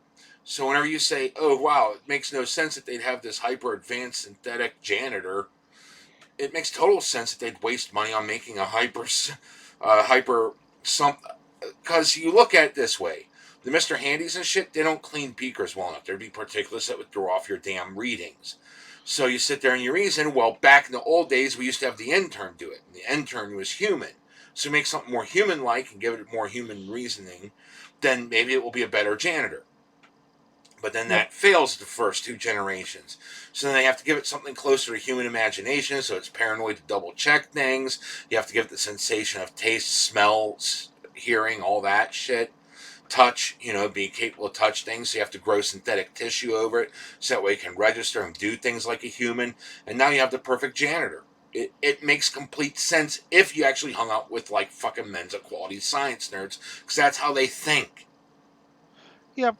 But yeah, I think the Institute was probably, as you said, the best, more interesting. It's the best written out of all of them, and I the worst think part is it's an accident of horrible writing because they didn't know what the fuck they were doing. They just made the bad guys do evil things, but like how detached it is, how they try to play with politics. Oh even god, science nerds trying to play with fucking politics is hilarious. so Because we it's started always out this year. half-assed. They have the idea we gotta have spies, but they don't know how to use spies. It's great. We started out this year playing 3. Mm-hmm. And 3 had some interesting moments. I mean, it had a lot I didn't like, but it had enough interesting moments that I stuck around to the end. We played 1, which I think we knocked out in a night or two. Yeah, and that was fun as hell. 1 was fun. We started playing 2, and then we did 4. 2 I liked. 4 I just got so bored. It's just I don't know. And that's one more thing I want to put out there for the Institute. One last thing about the Institute. You do realize that whenever you're conducting large-scale experiments, especially whenever you're trying to leave the public unaware of these experiments, you're going to need to have a control and someone to document things, and who better than a living computer to document them? So that's why you replace a 2-bit nobody to watch, observe, to see what's going on with the experiment, instead of, replacing the fucking head politician, which is totally noticeable. You only do that if you actually need a spy move. If you need control subjects and fucking someone to monitor and document, hey, just download that fucking sense memory and you got the full data on the whole experiment. And then we played Kingmaker, which I have to say, like, okay, the whole thing about Kingmaker is I love the choices. It's not as free as, say, like a regular RPG, but it has plenty of choices and plenty of things to do. But I actually like most of the people I've encountered. I mean, I was The trying, NPCs have been very interesting. I mean, I even like the one we ended up killing in our run, Kandaya. Yeah, we had to kill him because we decided to befriend the trolls because we wanted to kill Tartuccio. But I mean, Lindsay, the bard who, has to document us. I'm reading you out of my story. There's Octavia, the good girl with these mocking comments for everyone. Yeah, I like the fact that her and what's his name, But Ragnar, or something. I always fuck up some of these names, but like I like how they're an item, but they're like Paulie, and they're like superfluous. But like you have Valerie, who I also like, but she seems to be straight and all that, and Oh you yeah, know, no, and that's yeah, no, her flirting and with she's lawful Valerie's. neutral, so it's like fucking, it's interesting the way she does things with honor and shit. They didn't they only did like some of the fucking tropes that go with horrible tropes that go with lawful neutral, but the rest is just more like an honor fluid kind of thing. I like the author guy because he has a bad word to say about everyone. Yeah, Jubilis is hilarious. Oh yeah, no, he's funny, and so there's just a lot of people I like in that game that Even the people that um are the good guys for the most part are interesting. Except for Tristan, he's kind of boring in one note. yeah. We haven't gotten too far in the game. I spoiled No, one plot element. Oh wow, you probably could have figured that out though. I'm just trying to get this character to have lesbian sex. That's She already had lesbian sex twice. I know, but more. Fuck. We'll see if we can get Octavia next, okay? But we might have ruined her because she saw us, fucking give licenses for necromancer. Yeah. Well, she's dating a And she saw us try to murder someone for simply just not recognizing that they should pay us. yeah, and she's dating Because someone this is who's our chaotic, barony. Fuck you. and she's dating someone who's chaotic evil. Anyway, And Lander Lebda, oh my god, he is so far my favorite region. The bandits are just tax collectors, adventurous tax collectors. Yes, I agree. as far as me, while Jim's been messing around with Fallout 4, I've been playing a lot of like text adventure. We started out with that stupid vampire game, which had some moments that I liked, but the writing was so the Rain of Blood thing. That's how we started off this year, which had some things I liked. I got bored with the point and click thing pretty fat. I was basically just doing it so I could like level up or whatever. The RPG thing, I liked some of it, but I didn't like. I don't know. Having to control your voice because, oh my god, censorship sucks. There was a lot. I had to really think about what I was going to write, as opposed to, or as you said, they're big on consent and stuff like that, as opposed to just letting my imagination go wild. Um, I got tired of the point and click thing, and I got tired of like finding stuff because it was just, I don't know. I hate tedious things. I like to okay, I did that. Let me move on. So anyway, once Jim left, I was like, well, it's no fun if he's not gonna play it because Mm-hmm. So once you left it, I was just like, whatever. So I started playing text adventures again, and I mean, like I said, I mean, it doesn't matter if you're railroaded as long as if there's a good plot or if there's some good, as you said, mechanics or whatever. But the problem with 4 is I just never go. You had one. Look, okay. I get it. You care about your son because a parent always cares about their kid. I'm not going to dispute that. But in 3, there were plenty of scenes with the dad and the kid. There were plenty of scenes with the dad and the kid, so you could possibly, although Jim wanted to play it differently, but you could possibly see why the kid would miss the dad. Okay. I more wanted to find him for vengeance. Yes, but for being a neglectful dad, because dear God, him burning the torch at both ends, that had to be a lot of time away from his kid. See, I kind of play it the other way. The kid wouldn't understand what neglect was until afterwards. Maybe when he or she explained to someone what, like, wait, you had a fucked up childhood. But anyway, that's neither here nor there. My whole thing is you could possibly understand why the kid would miss the dad because you have played several different scenes with the dad, so you kind of get to know him a little bit. Whereas in Fallout 4, you have one scene and they're a potato. They're literally the egg that you carry around in middle school that they do for like the parenting assignment. Does your egg survive the week that they give it to you in health class? I'm not saying that it's on, but show us with more with the kid. Do it. I mean, you could have extended the prologue and showed us doing more with the kid. So give me a reason to care about this kid because this isn't real. I don't care about some random baby. So that was my Yeah, you know how much we didn't care about some random baby when we played the DLC in Fallout 3 that we had to save the kid? I so wish I could have found the mod, and he wished I would have found the mod, where it allows you to eat the baby in the pit, and then everyone hated you. so Which that's yeah. perfectly reasonable. You ate a fucking baby. Everyone hates you. That's fine. Just give me the ability to eat the baby because I'm a cannibal. So yeah, I mean, it was it I was can have just the entire world turn against me and genocide my ass. I don't care. I ate the baby and I go to hell happy. See, I think a lot of the video game developers, I think their problem is they forget that if I don't care what the character's motivation is. To be perfectly honest, if I don't care, why should my character care? If I mean, I mean, okay, okay. In okay, Kingmaker, we're railroaded 100% into making our barony. And we're railroaded to deal with each and every problem that comes up with it. But we can structure it differently. We can make some pretty vile choices. and it's There have well been done. many a times where, like, we've said, dude, I wouldn't be able to live with myself after this, but dear God, is it hilarious watching her ruin her life doing this? Yes, Ruin her kingdom. Yeah, sure, the bandits are right. Oh, yeah, that cow, we're just going to take the cow.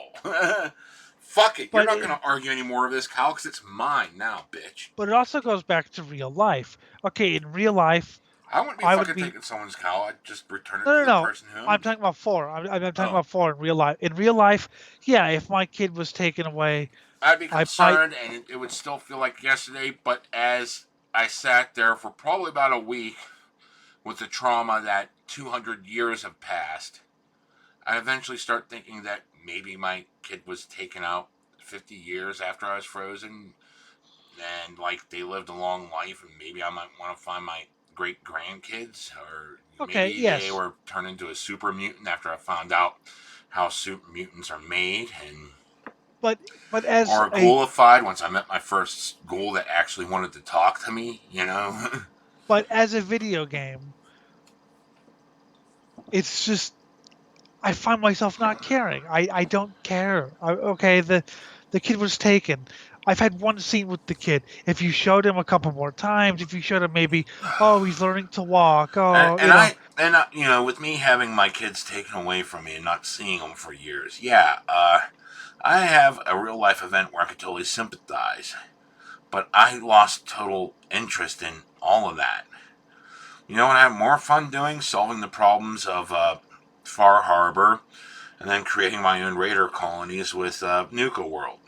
That was fun. The fucking even the limited choices you had with the fucking Vault Tech add-on, that was fun. You know, some of the side quests, that was fun. But you know, the main plot, no. but what I'm saying is, if they wanted us to care, they could have written it a little bit better. Like I said, oh, he's learning to walk, or show me a sign that he's still alive. How about that? How about show me any sign that he's still alive, like at all? I could Because see having an intelligence of 1 or 2, and you being railroaded into thinking that everything just happened yesterday and your kid's gotta still be alive. But you know, once you hit intelligence rank 3 to 5 or 6, you start contemplating maybe he's dead. I'm Maybe not like, saying you know, intelligence 6, 7, or 8. You know, you start thinking maybe he's a super mutant or a fucking ghoul because now you're intelligent enough to realize this. But all intelligence levels, it's always gotta find my kid because it just happened yesterday. yes. All in It's just preservation of some idiotic plot twist that he's in charge of the institute. Oh wow! Like he didn't see that coming from 5 miles away. That's not a spoiler because you know you can't find your kid anywhere. They make it a huge point to find your kid. They also make it a huge point that the institute is evil. So guess he's part of it. yeah. So that was a huge problem I have. Is I couldn't care. I'm sorry. I'm sorry. You know, but I couldn't care. I just it's just I mean, uh, hell, we helped Jaethel find her murderer because she's undead. So we Well, found the that's person more who interesting. killed her. See, That was interesting that's more interesting because she's someone who we know and kind of liked. and kind of like. So it's just like I said, if there was like if she had a sign that hey, your kid's still alive somewhere, or I don't, just seemed like a wild goose chase that all of a sudden, oh, by the way, here's the institute and your kid's. I don't know. I'm glad I didn't have to sit all through that. Thank you Mm-hmm. for giving up on me. Yeah, Fuck. Ugh. you would have So died. By the time I so reached the institute, you wouldn't have cared enough to. I mean, you might have super appreciated it after slogging through it, but I doubt you would have been awake to actually go inside. Elliot, wake up! We're Wake actually up! at the cool place now. Oh, The place oh, that makes complete sense. Let's start oh. weird experiments on everything. Okay, that makes sense if you know enough science, nerds. If you don't, and you're stuck in this, we gotta be tactical, realistic thinkers, then no, it's not gonna make sense because you didn't experience true to life Mensa quality science, nerds. So yes, it's just been, so I played a lot of Tix adventures, and like I said, I mean they're the I need to care about a plot in order to really get into the game. I mean even New Vegas, where I I thought I wasn't going to care about the plot, but it kind of made me care a little bit about what my decisions were. As you know, 3 I didn't really care, but there were some fun DLCs. Kingmaker I cared because it's very well done. The characters actually feel like real people, and even though Tristan feels real, he's too pathetic for me to like. Yeah, it's kind of boring. I mean, he's just your typical stock, I'm the good guy. He feels real and trying to project this I'm the good guy facade, but that's what makes him annoying. Whereas So everyone else lives and breathes an ethos. so we made him execute someone against his will. Yeah, I love that. Because he was the only one available to make our counselor, and it was like, fine, we'll give crumbs to the people so we can keep up the facade of us being the benevolent overlords while we give more power to collect taxes to the bandits. The bandits now collect taxes for us and pay us tribute. And of course, we doubled the taxes, so we're effectively collecting triple taxes now. And then we fucked over the sword lords by claiming taxes on fucking.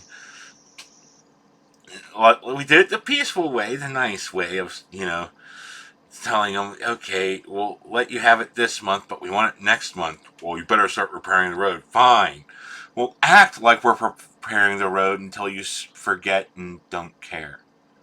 So there's a few things, and I've been watching other video games and stuff. Of course, most of the games I played as a kid were racing games, so they don't really have a plot. It's just beat the other cars or bikes or whatever. Mm-hmm. But I sort of got in. I mean, I got into games, um, non-racing games or non like Simpsons games or whatever. Non TV related. I got the second gen or maybe third generation Braille note. It was called the Empower. You know what the big thing was, Jim? Wireless internet. Yay. In 2006. But anyway, it had a thing called games, and so I was like, well, what games could you possibly have? Because I didn't know anything. So I started playing these games, and I started getting interested in things like that. And so that was Text Adventures, by the way. And so I got more interested. And then, of course, Jim came around with this. Do you want to play Pathfinder? I got nothing else to do. Do you want to play Fallout? I got nothing else to do. So you started getting me. I introduced you to some of the good shit, and hell, we even played girly games over the years. Which Magical Diary and oh god, Long Live the Queen. Long Live the Queen. Oh god, did I? Somehow you made the right choices so that we could kill our best friend by sacrificing her to the eldritch abomination of the sea, while we massacred the rest of her family. We were gonna kill our family anyway. So you show, and then Magical Diary, which was like, why, did you do this to me? It was still fun as hell, but Oh, it was fun as go hell. on, The lesbian kiss was really girly. yeah. Thank Much you, fine Jim. dandy, it's a lesbian kiss. I can understand, girls being girly, but Well, yes, but I'm just saying, you reading it scarred me for life. Just imagine Jim reading romance novels. oh god, I have to sit here and ponder how much I traumatize you whenever you try to have sex with NPCs whenever we play Pathfinder. Oh god. Actually, That's Dungeon Dragons 3.75 for you folks that don't know what Pathfinder is. trust me, I changed the voice in my head to something a little bit more pleasing. Yeah. Yeah, I do not hear you when Of that course, we happens. don't actually role play out the sex. I tell him it just happened, and we leave it Yeah, at but that. Because what still, goes it's through the his head same. is going to be better than anything I say. And B, my voice doing all the female things. No. No, I I don't like think that would get. That might get some really sick pervert off, but not my friends. No.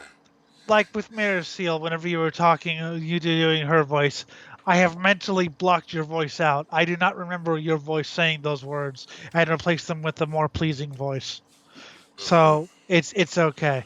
But you reading, I think you were reading some sort of love scene last night, and I was just like, oh, good God, this is terrible. This is traumatic. But anyway, so Don't worry. When we get to the Varnhold's Lot DLC, which we're going to be doing after the Season of Bloom, oh God. Well, the first thing we're going to do as soon as we can is have gay sex because it'll explain how he got the voices. okay.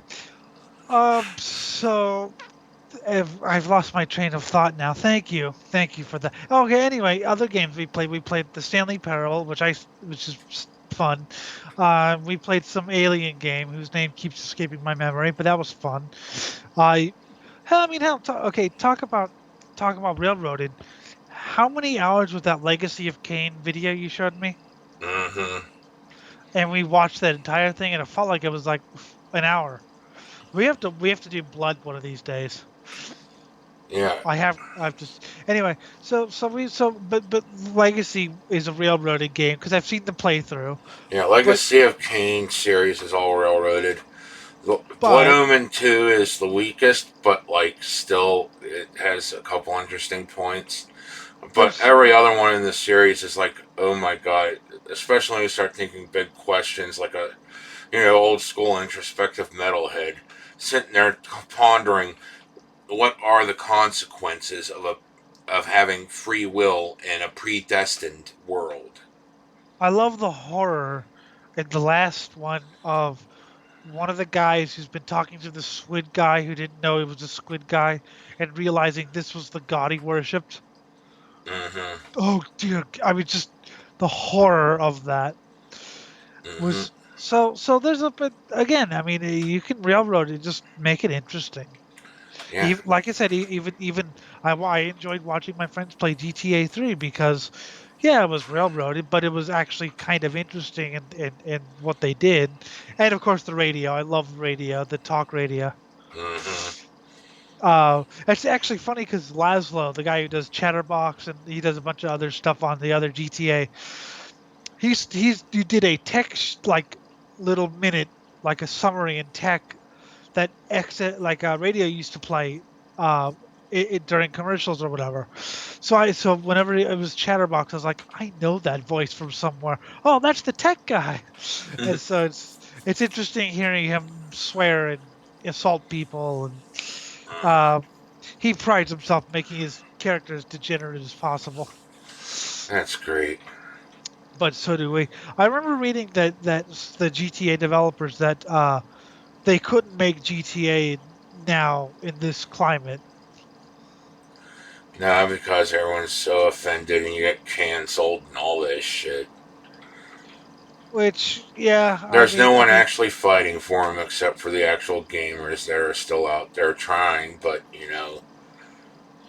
But everyone gets so offended with everything these days. I mean, And they get offended on your behalf, too. oh my god. I was gonna mention that, wasn't I? Yes, people. Oh, that's so sad. You were bullied in middle school. Well, yeah, I dealt with it in my own way. That's Whatever. years ago. I was Why? bullied severely for fucking being suicidally depressed and having to go to the mental institution for being suicidally depressed. Oh, wow, I mean, I never. Oh, Jim, I feel so sorry for it. It was like, well, that's something that happened to you. Okay. Yeah, that's part of what defined me. It's not like, I cling on to it, like it's some sort of like huge trauma that I can't ever get over. I got over it and found different things to do and made different mistakes. Yeah. So I don't understand why people, but I think it's because people like to assume that, oh, you can't deal with anything yourself. We should feel sorry for you. It's like I'd rather you didn't. I feel sorry for me when you can point and laugh at my mistakes. Because I Yes, point and laugh at my mistakes. I do That's too. how I learned. That's how I I still, in fact, making mistakes is about the best way for humans to learn things. How do you now learn point. not to touch the hot stove? You touch the hot stove. Yep, My but favorite was, as a kid, Grandma had an electric fence to keep the cattle in. Okay? But whenever you disconnect the circuit, there's no juice running through it, so you touch it, it's fine. yeah, And somewhere in my mind, that made me think that the electric fence was fake. So I was going to prove it was fake with science. And I got on my little tricycle, the big wheel tricycle, the big plastic thing. those were great. Those were great when you're kids. And I started riding at the electric fence while it was pulled taut. The circuit was connected. So, full blast, with no shirt on. And I was going to prove it was fake. And I ran into it. Blah, blah, blah, blah, blah, hit the ground. Oh my God, it's real. Yeah, it's real because you got a shock. Uh-huh. Clearly, you're I still mean, the only alive. reason I rode my bike into it was because as a safety measure, and that off chance it was real, I'd fall off the bike. And Yep, that's exactly what happened. yep. So you found out that it was real, It's real. and it was painful. Uh-huh. And then, And have then you ever I never pissed on? tried kissing it again. Have you ever pissed on it? I Electric never fan. pissed on it. Because at least I knew that, electrical current can go through water. Granted, it goes through water that has particulates which can conduct, such as salt. Yeah, but even the MythBusters finally decided to just try to piss on electric fans, and yeah, they felt something, but it wasn't. It The wasn't that bad, but it was enough to make you say, yeah, maybe I shouldn't. it's interesting because I used to love watching MythBusters, and they're the pissing on the third rail myth, and they created a dummy because they weren't going to do it themselves with you know to attempt to, and basically what they found out was the stream of urine breaks up at such a you know you'd have to be like right on it, and even then it'd probably break up. So of course, being MythBusters, they unleashed like a stream onto the third rail in order to get it to have the desired results. See, I learned something from them. Find out what you want to find out, and then blow it up. That way, no one else can have the knowledge. Well, also just You because blew up knowledge. also just because blowing it up is fun. That's I because You became Brainiac. You made the knowledge more valuable by destroying it. so that was, I mean, I'm glad they had semi-educational shows. I don't know, well, yeah, even my science class used MythBusters as educational, but I'm glad they had shows. Okay, we've proven that it can happen. Let's find out how much we'd have to alter it to see that it does happen. And I learned stuff like that. I think his name was Don Herbert. He was on TV as Mr. Wizard. Okay, And I learned so much science from that before I even went into school. I learned from, yeah, because I mean, I remember even if the teachers were streaming like showing like an educational film, I was like I was all for it because TV never felt like you were actually in class. You know, it always felt a little bit, except for Bill Nye the Science Guy. And I'll tell you why I didn't like Bill Nye the Science Guy because of how you know how childish he was. You know, it's oop you do.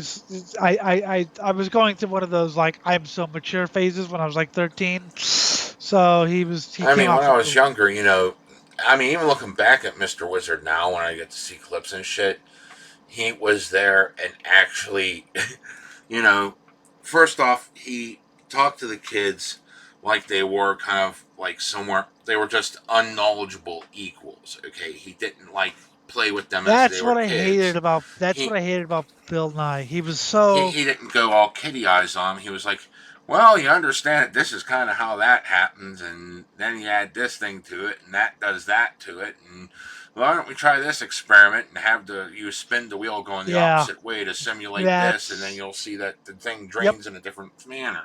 yep. That's what I hated about Bill Nye because he always came off as like, and here's a cartoon. I was like, okay, I'm not two. Do you mind? And there was And a there were actual points in the show where, like, Mr. Wizard was kind of an asshole to the kids because, like, we just got done with this experiment, and you're forgetting that we just did it. That just seemed like his thought process is like, well, you get a shock that way. Go ahead, yes. try it again. There was a series of videos I used to watch when I was a little kid called "There Goes A," and they were about different forms of vehicles. There goes a race car, a train, and they were hosted by a guy named Dave. And watching clips of it now, I've watched a couple of videos, just for just nostalgic reasons.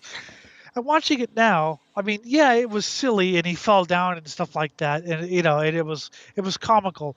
But when he actually explained things, he explained it in a way that it didn't feel like he was talking down to us, talking down to kids. Yeah. Like, yeah, he had like pratfalls and things like that because that was his whole thing. He wanted to if babies were watching it, they would enjoy him falling down basically. But if kids were watching it, they would enjoy the educational part of it. And that's one thing I liked was that it wasn't like, and here kids, this is a tire. It was more like, okay, here's how brakes work. And it was fascinating as a kid. I was in I learned shit. Whereas, like I said, my problem with Bill Nye was like, and here's a cartoon to prove our point. Yay! It was like, and I was like 13, so I was like, really, this is what we're gonna do? Just explain things to me. I mean, clearly he knows his science, but he was just Not so anymore, but okay. well. Let's not get well, but so, but yeah, he came off as very, I don't know. That's why I never liked Mr. Rogers either. But plus I always got the like weird vibes about Mr. Rogers. It's a beautiful day to kill a man, a beautiful day to be a murderer. Would you kill for me? No, I just Could you always kill thought he for was. me? I always wanted a bunch of sadistic followers like you. A bunch of psychotic motherfuckers like you. So, since this is such a beautiful day, go outside and blow someone away. Would you kill for me? Could you kill for me? Why don't you kill for me? Kill See, for me. Kill for me. Just shut up and kill for me. Hello, Miss, neighbor. see, to me, Mr. Rogers was the archetypical dude in a van.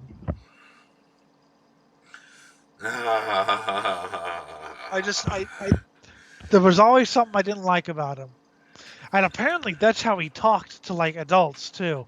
He would always talk like that off and on and off camera. And everyone's, well, he was so nice. I'm like, I don't know, just the way he talked, I was thinking, I'm not gonna approach that guy. So, oh Barney, oh God. I remember bad touch books that they gave out in grade school. And the one thing where it's like, yeah, and your female neighbor just exposes herself to you and says you should keep it a secret. And I was like, bullshit book, I would keep it a secret. Don't tell me to turn her in for showing me her tits. At like the age of 7. Well, that's what happened to Puke. Uh-huh. And then the girl. Yeah, I wish it was told some chick showing me her tits at the age of 7 instead of being forced to suck a cock at age 7. God, that well, sucked. she did more, but and then she's like, "Don't tell anyone." And he's like, "Wait, I thought we were just playing." And he became obsessed with women of that hair color. And then he died. That was the thing with Puke, all the crazy stuff he did, and he died in a car accident. Seriously. Yeah. Like, I couldn't believe it when someone first called me. I was like, no, he didn't. Come on. I mean, Yes. after our party years ended and everyone started, being more mature and all that, the main thing is Jeff drank himself to death, but, the official report was he died from pneumonia. But you always kind of wondered if you became more mature. Oh, God, you have no idea how much worse I was when I was young. You think I'm childish now? No. Let's drink a beer bong filled to the brim with vodka. That's a half gallon of Vladimir vodka. Woo! And Vladimir in like 8 seconds. I should have died multiple times. I can't do that now. Oh, and there's no way I'd be able to do it now. And on top of it, I still have... If someone brings cheap vodka, especially Vladimir, I can't touch it. It just brings back those horrid memories of doing a beer bong with a full half gallon in 8 seconds. Just gone. How the fuck did I live? Maybe you're not alive. Maybe you're undead. Maybe I'm undead. Maybe. So, yes, that's... Wow. Yeah, I don't... If you know how Jim survived, email at cosmicgodsdie@gmail.com or leave a comment. Or, share the video to see if anyone else knows. Yeah, that would help. Yeah. Like with, some sort of alien, ufologist or some shit. Maybe Jim's from another planet. We never know. Well... Or... What? Oh, let's get back into the Christmas spirit here. Let's do that.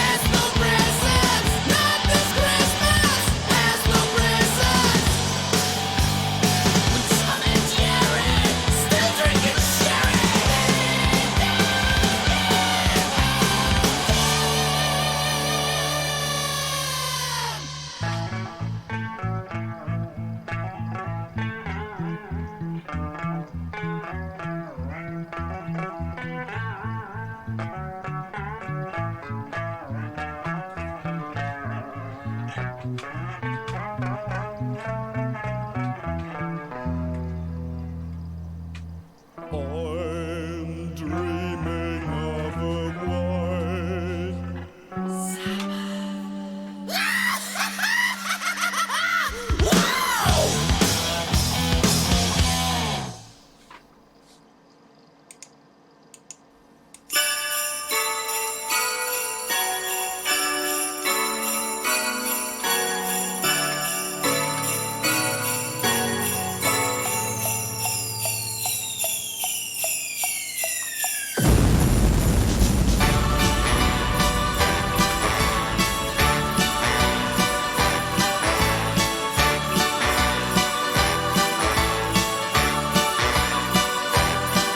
It's Christmas at Ground Zero. There's music in the air.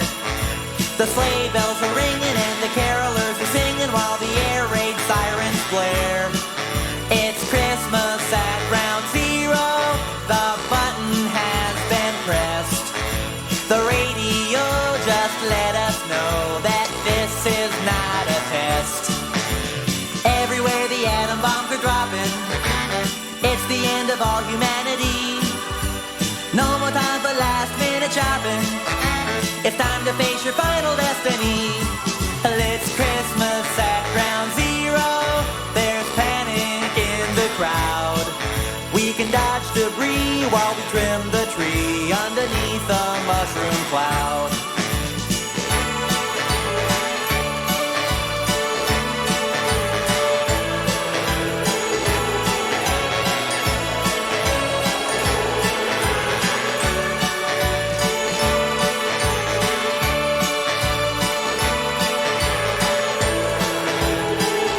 Well, big day's only a few hours away now.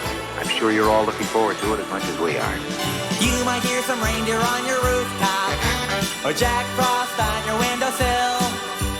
But if someone's climbing down your chimney, you better load your gun and shoot to kill. Oh, it's Christmas at Ground Zero, and if the radiation level's okay, I'll go out with you and see all the new mutations on New Year's Day. It's Christmas at Ground Zero, just seconds left to go. I'll duck and cover with my Yuletide lover underneath the mistletoe. It's Christmas at Ground Zero, now the missiles are on their way.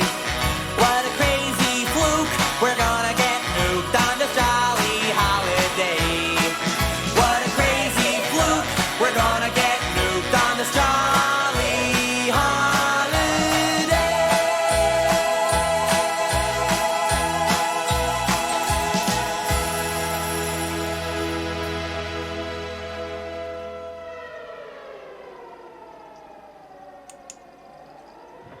Yeah.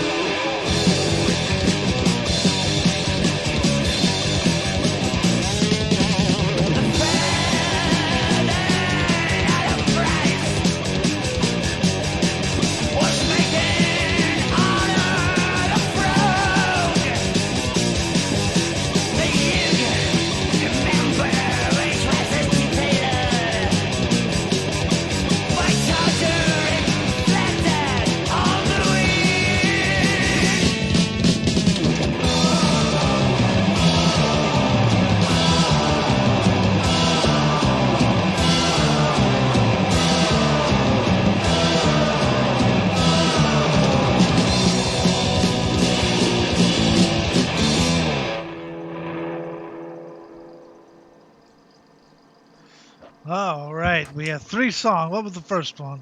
The first one was No Presents for Christmas by King Diamond. Off of a single of the same name. Great song, great. Obviously, King Diamond's awesome.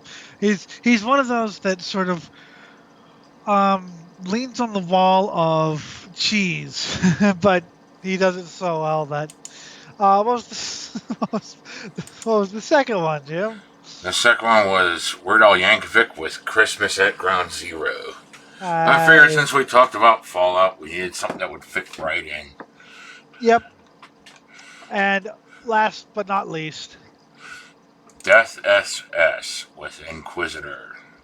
Death SS is another band who you could tell they tried to go for like a theatrical thing, sort of leaning on the wall of atmosphere or kitsch. It's a very fine line, but I think they pulled it off great.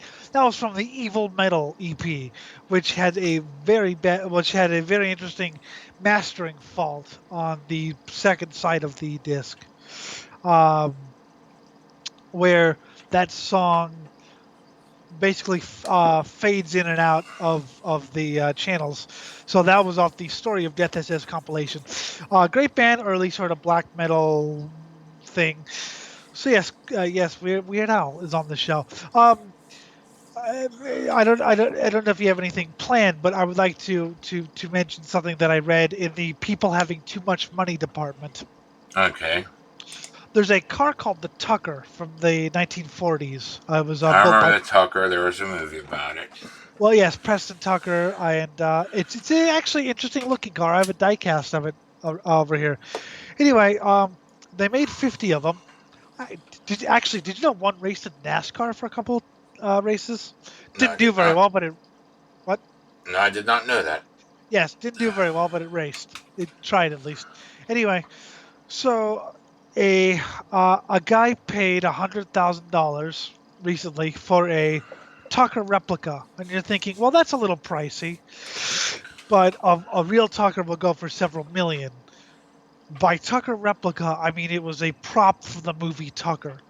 It doesn't work. It's built on a car chassis, but it's foam. And he paid $100,000 for that. I could see if it was operational, If it was something, operational, sure. but the foam thing, God, you could 3D print that these days. You could probably make a Tucker for less than 100. Great.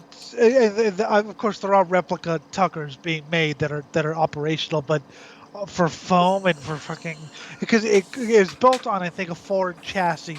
This prop car, so it's a full size, but it doesn't run. You can't use it. So yes, that's just. You can't show off the glory of how the engine might have sounded. I actually know how the engine might have sounded. Yes, you can't show. So yes, $100,000 for a prop. So that's. We were talking about your first time on TV, and I remember watching because I'd watched a couple Fright Night Theaters, but you weren't in them. And I remember watching you, and I just you're great. You ham it up. Which is not an insult. It's a hammy. It's not Shakespeare. So why Yeah, not this ham show it? is pretty like ham and cheese. Yeah, yeah. But we lean on that so well that why ever play it so serious? We're hosting a horror movie. And like half the horror movies, 9/10 of the horror Terrible. movies we show are like horrible B rates, which are awesome because they're horrible B rates. There are some good shit. There are some good movies. The worst movie I've seen you guys, I don't know, tackle because well, I'll get to that in a minute. Was Creation of the Humanoids just because nothing happened. All they did was talk and talk. The thing I don't understand about Fright Night Theater is, are there ever any theme skits, or because it seems to me most of the time the skits have nothing in common with the movie. We used to, but then the whole entire thing of right now we have no way to license movies, so sometimes Harry doesn't know what the hell we're going to be showing until he starts putting it together. Sometimes when he does know what we're showing, we'll have a tie-in skit. Because I'm basing this off Mystery Science Theater. Jim knows I watch Mystery Science Theater quite a lot, and it really depends also on the movie. Sometimes, if the movie had nothing to work with, they wouldn't do skits around the movie. They would just do whatever. But if the movie had something to work with, they would do like a skit around it. Reenacting a scene or something like that. Well, you've probably seen MST3K. You know what I'm talking about. No, people, they do not riff over the movies. They just show them. But it's good. It's very frightening theater. But the thing I like Jim because you ham it up, which is, I mean, you're damn entertaining. And the whole thing is we're all trying to backstab each other for power. Yes. And while everyone's trying to gain control of the show, I actually have my sights set on I want to take over hell. Because you think it's a nice place. Because you're a little weird. Yes. And the devil says, Jim's weird. Don't be like Jim. My message. Meanwhile, I want to make Super Hell World, resort and theme park, where the tortured souls are only half the fun. If we ever get like a soundboard, like with different quotes we play in reaction to things, don't be like Jim Kids will be on there. Mm-hmm. It is the greatest quote. Yes, even the devil says, don't be like Jim. So yeah, that's something he does. I mean, I remember, this is what my friend does. Mm-hmm. So that's, you come on the channel, you'll find some stuff. There's other stuff floating around, so feel free to share that too. Yep, it's fun stuff. Friday Night Theater it's RE, by the way, because theater RE, not ER. RE. It makes it a little bit easier to search if it's RE actually. Yeah. You're on IMDb. I found that out a while ago, and it was like very vague. That's interesting that I am there because I didn't put it there. Although weirdly, I'm on the BBC's website. That's wild. And not under horrible blind. So you do that, and they revived it a couple years ago, right? The Friday Night Theater. Yep, a few years ago now. And it's fun. I watch it whenever I have a couple hours to kill. That's the only thing. Those episodes are long. You have to have a while to kill. But we're showing a full movie. I mean, and like if we cut out the movie, sometimes that even runs like half an hour to an hour. Yeah, I know MST3K used to do that, and you wouldn't think they need to on like the Netflix version, but they still do cut out. But the Netflix version's awful. But that's another thing. So, yeah, I always like those bad horror movies. They're fun. Although because you don't riff over it, I have to create my own riffs. So you force me to think. And you also got to remember, some people like Motel Hell.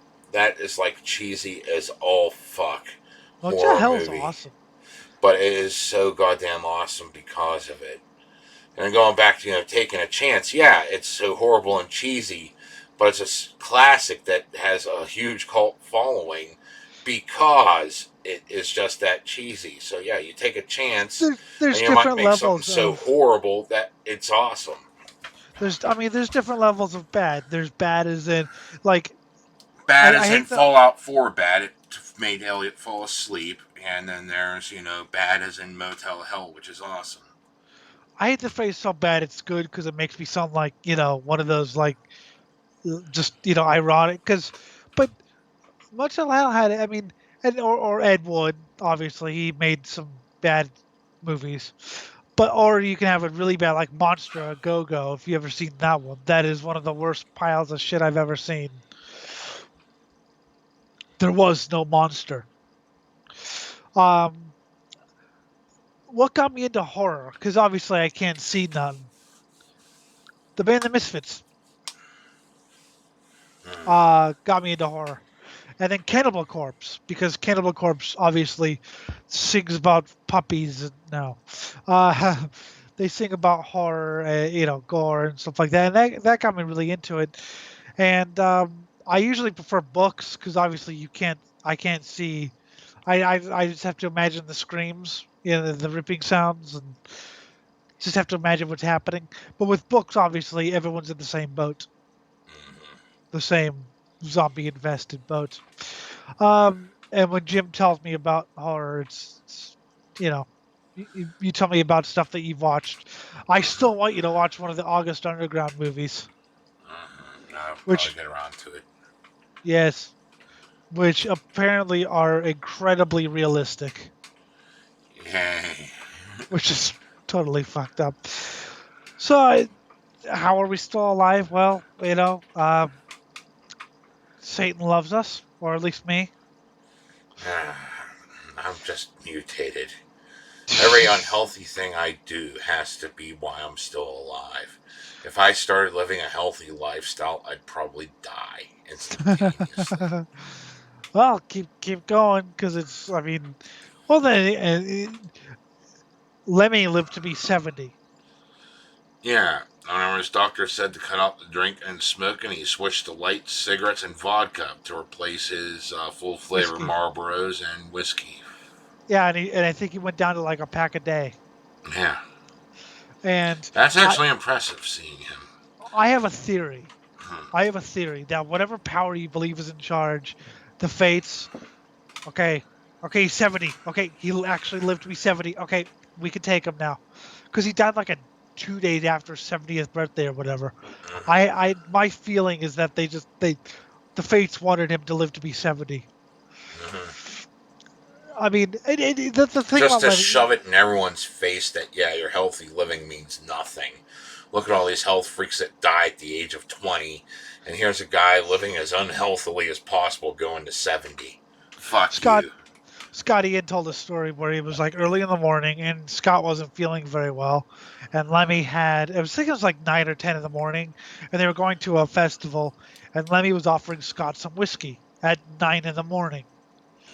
Not oh, I know you like this, and it's kind of like this, and Scott's like, no, thank you.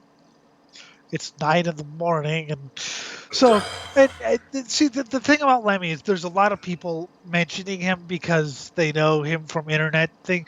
The thing about Lemmy is he was actually a good musician. It wasn't like he was just a party. It wasn't like he was just a party boy. I mean, he was a damn good bass player. He would play cards and stuff, and I couldn't play cards. And I mean, okay, granted, Motorhead sounded like the same on all the albums, but hey, if it ain't broke, don't fix it.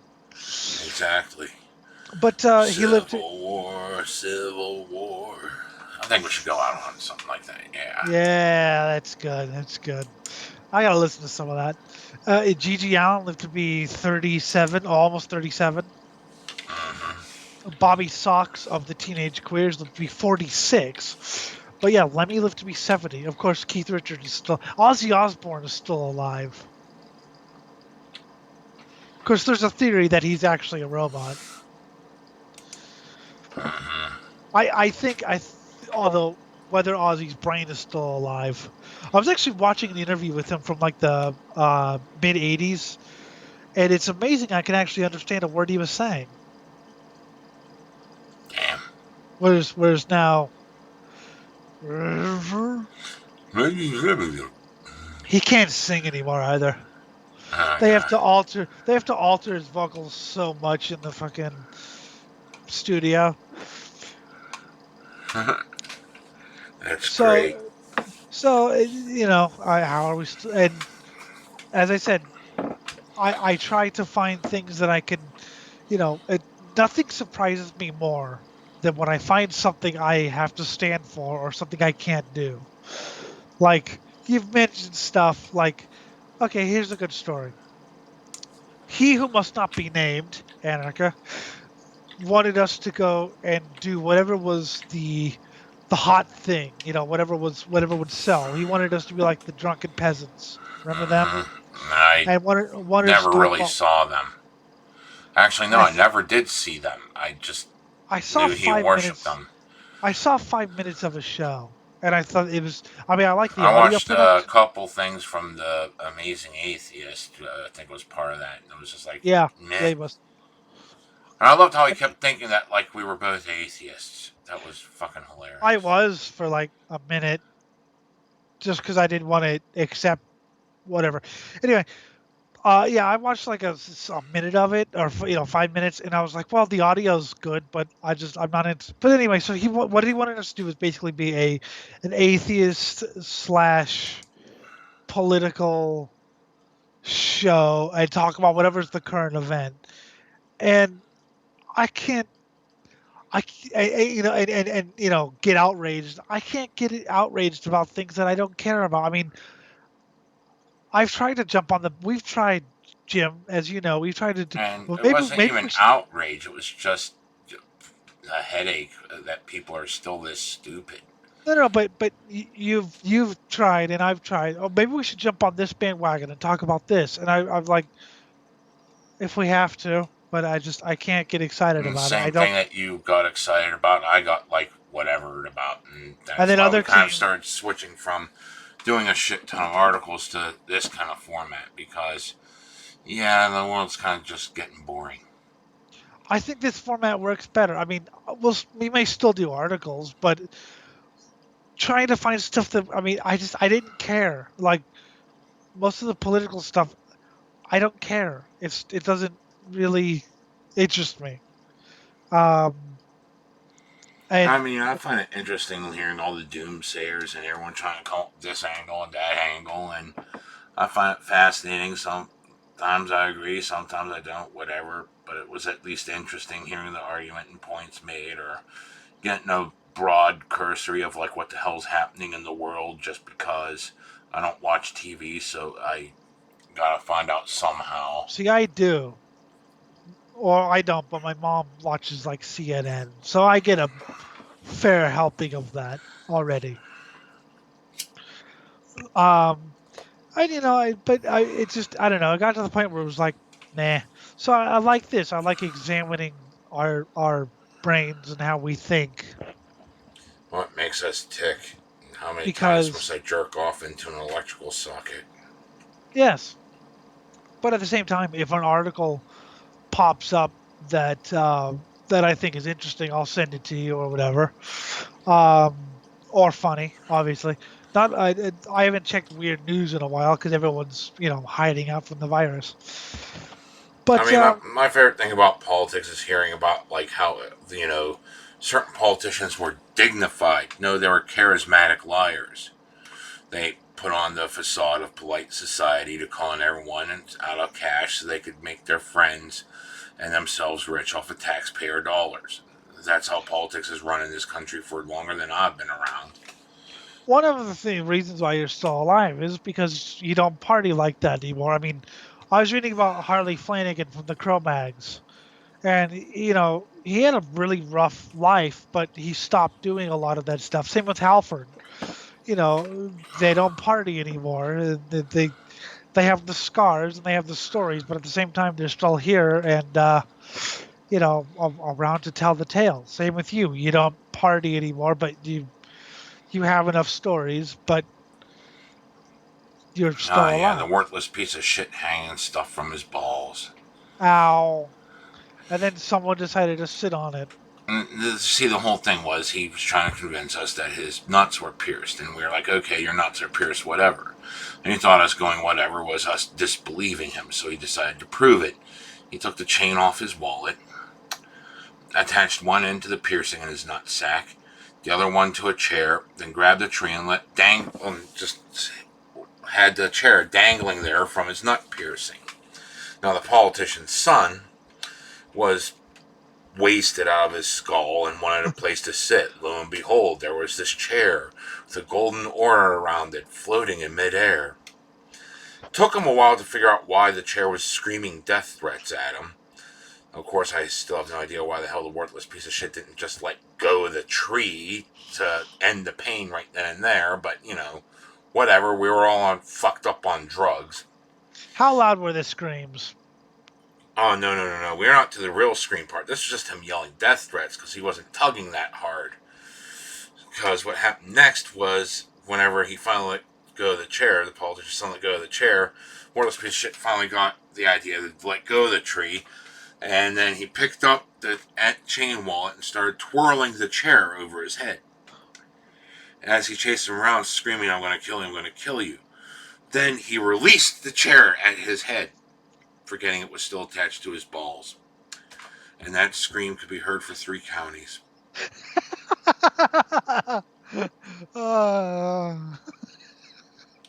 Balls are very stretchy, by the way. I'll take your word for it. It's not something I'd want to find out firsthand, but yeah, they're very stretchy. It's one of those pieces of information that you didn't really want to know, but you know. Well, I was sitting there trashed watching this thing because I'm like, I'm the one that bought everyone the booze, and people kept feeding me free booze, so why not? I'm trashed in the middle of this field, and I go laughing, and then I hit my hand off the ground, except it hit a board with a rusty nail in it. Oh! And I had pain. I pulled back, and I stopped hitting the ground, but I was still laughing in pain, because that was just even more hilarious than what happened to me. It was the perfect end. Like a good ha-ha moment, go ahead and laugh at his pain. Here's your own.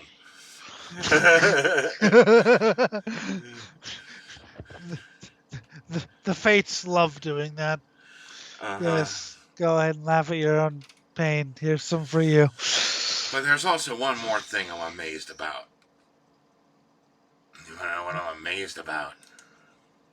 What are you amazed about?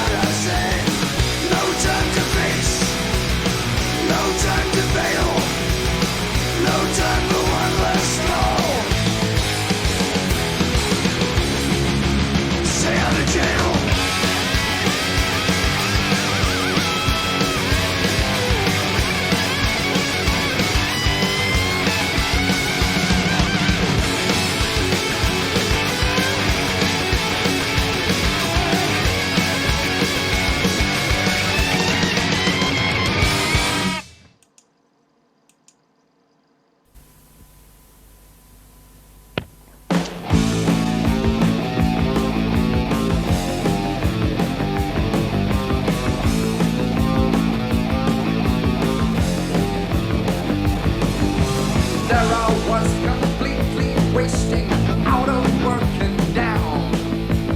All inside, it's so frustrating as I trip from town to town. Feels though nobody cares if I let one die. So I might as well begin to put some action in my life. Breaking the law, breaking the law, breaking the law, breaking the law, breaking the law, breaking the law, breaking the law, breaking the law. So much for the golden future, I can't even start. I've had every promise broken, there's anger in my heart. You don't know what it's like, you don't have a clue. If you did, you'd find yourself doing the same thing too. Breaking the law, breaking the law, breaking the law, breaking the law, breaking the law, breaking the law, breaking the law, breaking the law.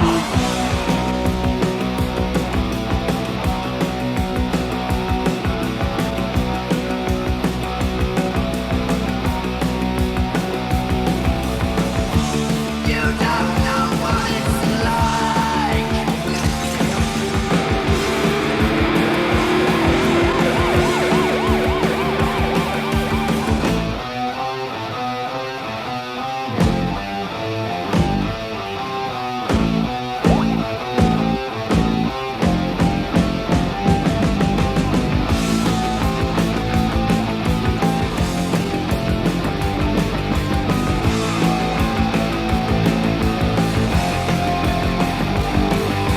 Breaking the law, breaking the law, breaking the law, breaking the law, breaking the law, breaking the law, breaking the law, breaking the law, breaking the law, breaking the law, breaking the law, breaking the law, breaking the law, breaking the law, breaking the law, breaking the law.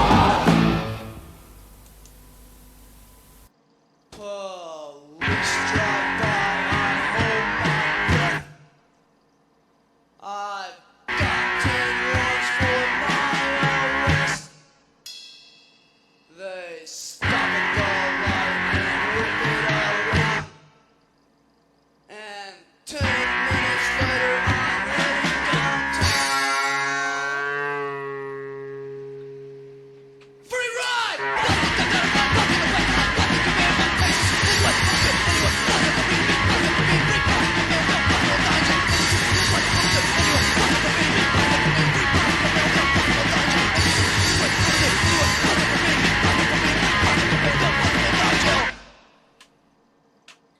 All right, the first one was dedicated to the Kilmster's birthday and death day. Motorhead, Stay Out of Jail. Yes. Next was Judas Priest, Breaking the Law. It's a song that I have to admit I kind of haven't heard in years because it was so overplayed that I just stopped listening to it. But I forgot how good it was. And the last one, which I came up with at the 11th hour, was DRI with Busted. Natural flow of things. You try to stay out of jail while breaking the law, but you eventually get busted, and somehow I avoided that. Except for the one time I was popped for, well, okay, I was 7 years old, and I broke some windows in what I thought was an abandoned warehouse, but the one window led into a shop that someone was still using, and someone actually owned the place, and I got busted for that and fined for all the broken windows, even though I only broke a couple. And then next time I was busted, I was 17, and I was busted for shoplifting. That was whenever we really ramped up the shoplifting gang thing and kind of shoplifted a mall into becoming a Walmart. oops. So those are the only times I was actually busted, but I never served jail time despite the fact. There were other consequences, such as, having such a horrid reputation that, they took my kids away from me even after I cleaned up my act. Jack Grisham from TSOL was saying that he preferred dating outside his county because the first 10 minutes of meeting any girl were how, yes, it's safe to be around with him, and no, he didn't really steal a lot of cars. He's really cleaned up his act. Yeah. But yeah, for me it was I didn't do anything like. But also, who's gonna believe the blind guy? Uh-huh. But I had people around me who were good at, evading. Let's put it that way. The funny part was I was busted for shoplifting because I was trying to prepare for college, and I decided to get myself a mini cassette recorder. This is before cell phones could do everything, Oh and yeah, cell phones were actually semi-affordable. yes. you know, so I shoplifted a fucking mini cassette recorder and got busted with that, which was hilarious when they busted us because Jeff was about to cut the wire off a display of something much bigger, pocket it, and run away. Whenever I grabbed him and said, "Come on, we gotta go, we gotta go, we gotta go," and then we were on our way to shoplift lunch, and they popped us just before we shoplifted lunch. So they Nice. didn't see us committing any other crimes other than me taking the fucking mini cassette recorder. Oh yeah, those were great. We used to My, record. my favorite was we found now the paper that they used to print out the receipts at I think it was KB Toys at the Oh, mall, yeah. and the paper used to print the receipts was the same paper that they had in most of the photocopiers at the time. Well, my buddy went out and bought one Game Genie, and he photocopied the receipt because they had a pyramid of Game Genies out front. I mean, this was your cheating device, the top end gear, $50 and you could destroy any Nintendo game with cheat codes, Yes. and yeah,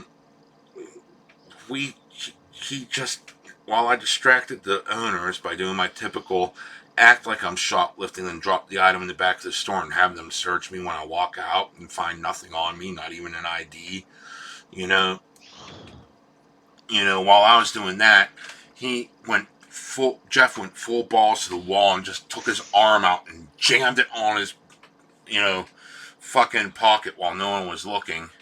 And a whole row of Game Genies. And our scam that summer was anytime we wanted food, we'd go up, have the printed out receipt, and return the Game Genie for, $50 and Nice. go out and fucking eat, wherever we something. wanted to eat, if it was Wendy's or Burger King or Yep.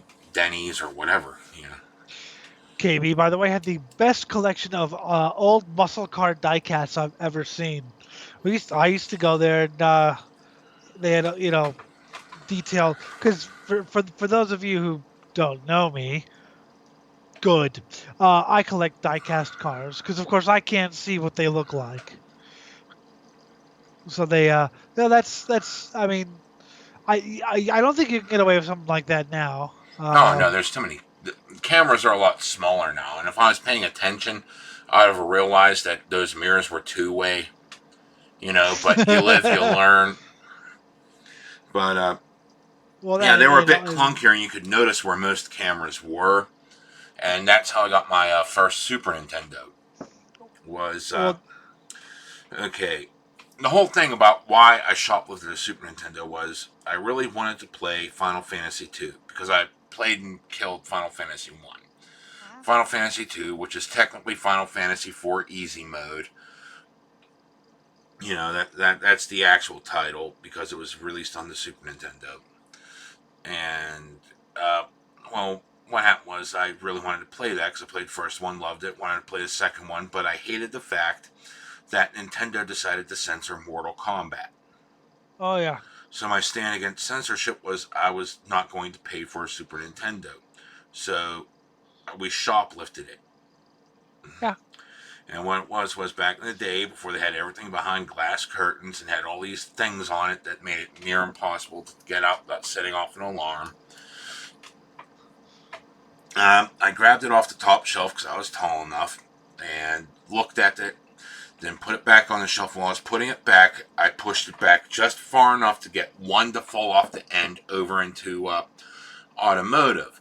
Then Jeff was back there he took the thing, you know, underneath, trying to keep it low so no one would see it, and took it back to the discount bin. And near the discount bin, where they had like all the things that were like out of date, Yep. there were no cameras. And he cut it open and started pocketing everything. And I went back there and I pocketed the console because at the time my leather jacket had a huge gaping hole for the inside pocket. Yep. So I could fit the actual console in there and carry it around like it didn't show. So, and he pocketed all the other pieces to it, the wires and everything, controllers. And like we walked out the store, and that's how I got my first Super Nintendo. How long did you have that first Super Nintendo? A few years. Quite a Ah, few years.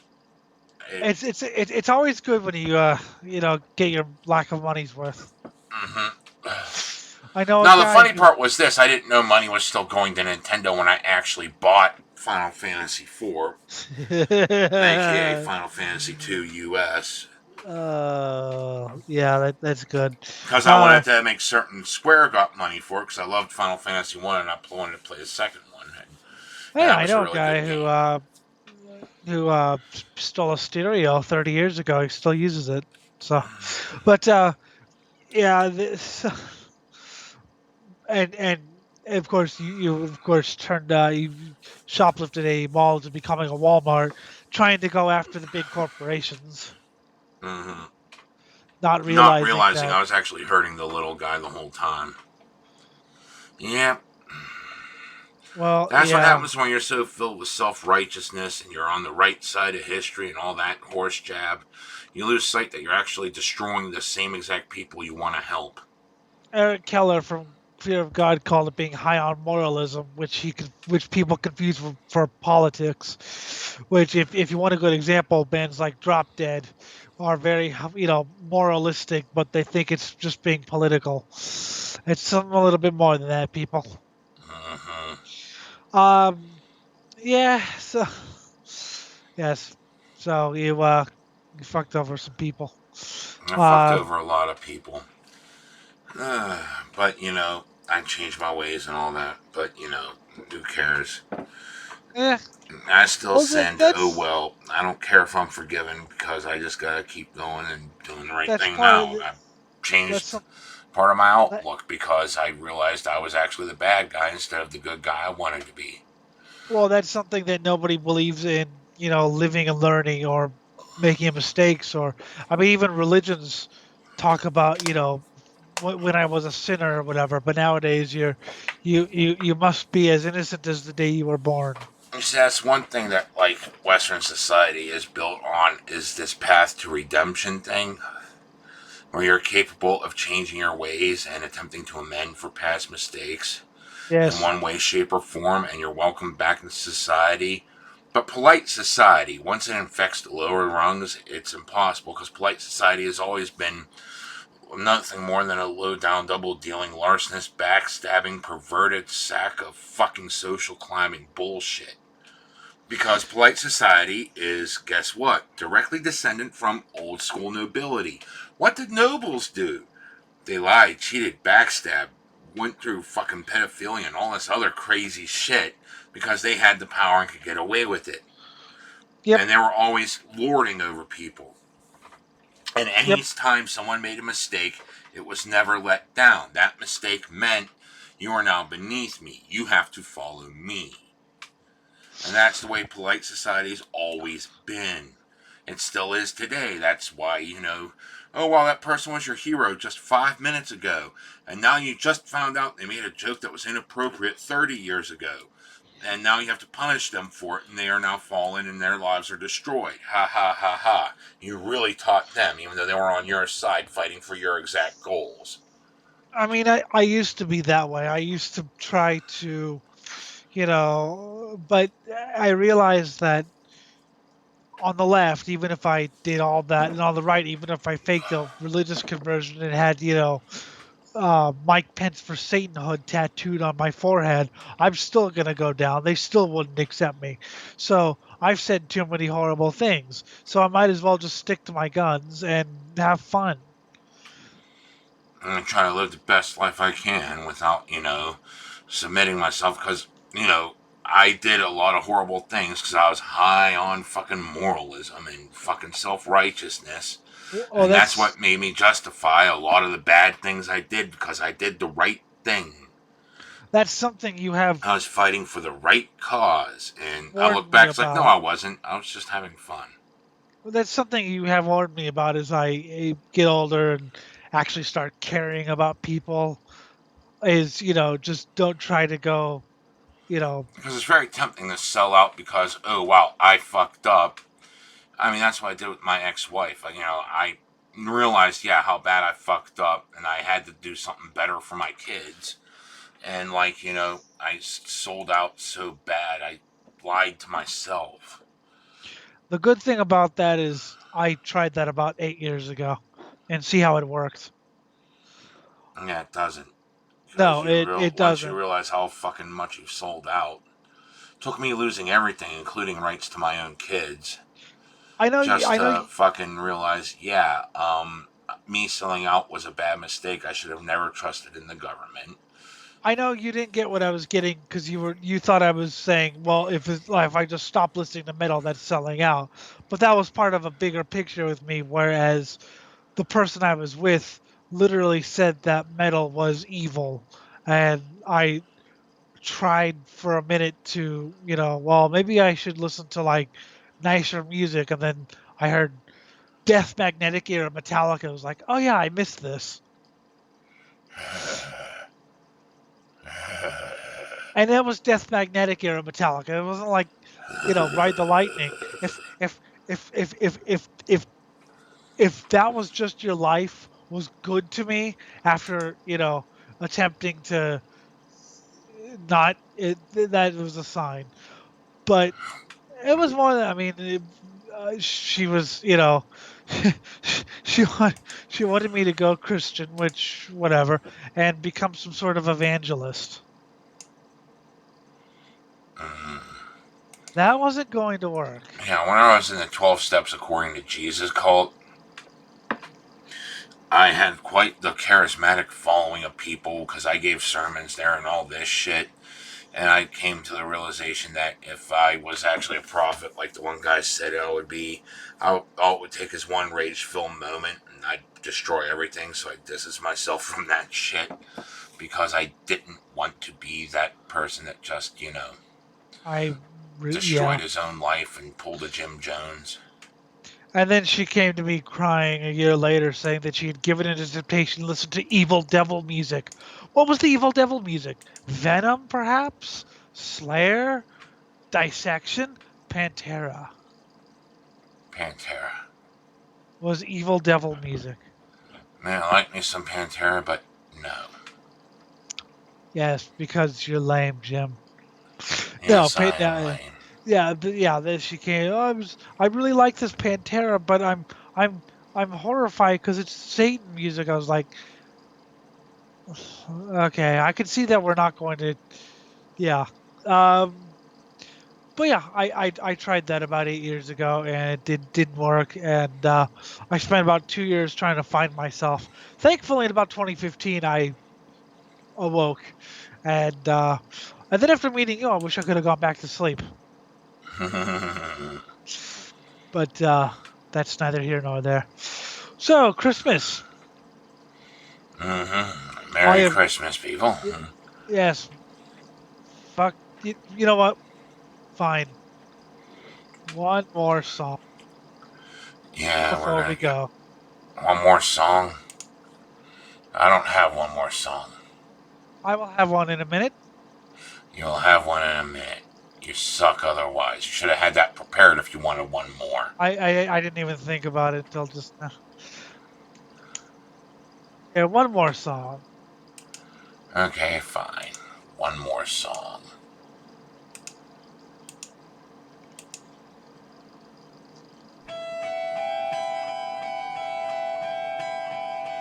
Don't despair just because it's Christmas. Children there are so gay at Christmas. All the children on the street hope they get something good to eat. But for me, it's not so great. Fuck Christmas! Fuck Christmas! Fuck Christmas! Fuck Christmas! Fuck Christmas! Fuck Christmas! Fuck Christmas! Fuck Christmas! All right, that was Fear as Fuck Christmas.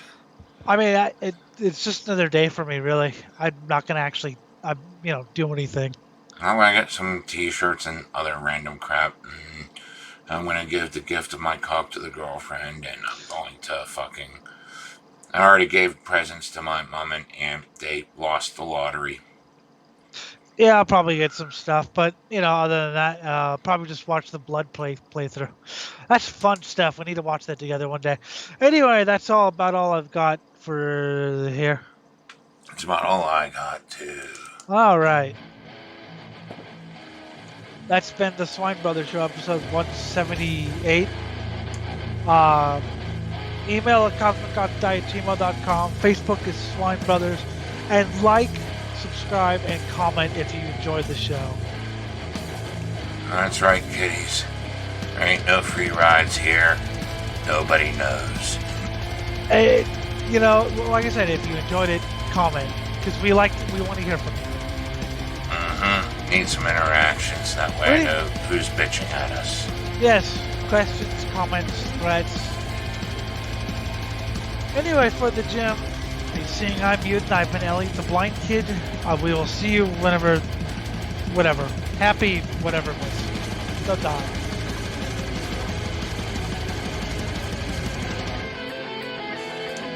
Sometimes I just gotta scratch my balls with my nose.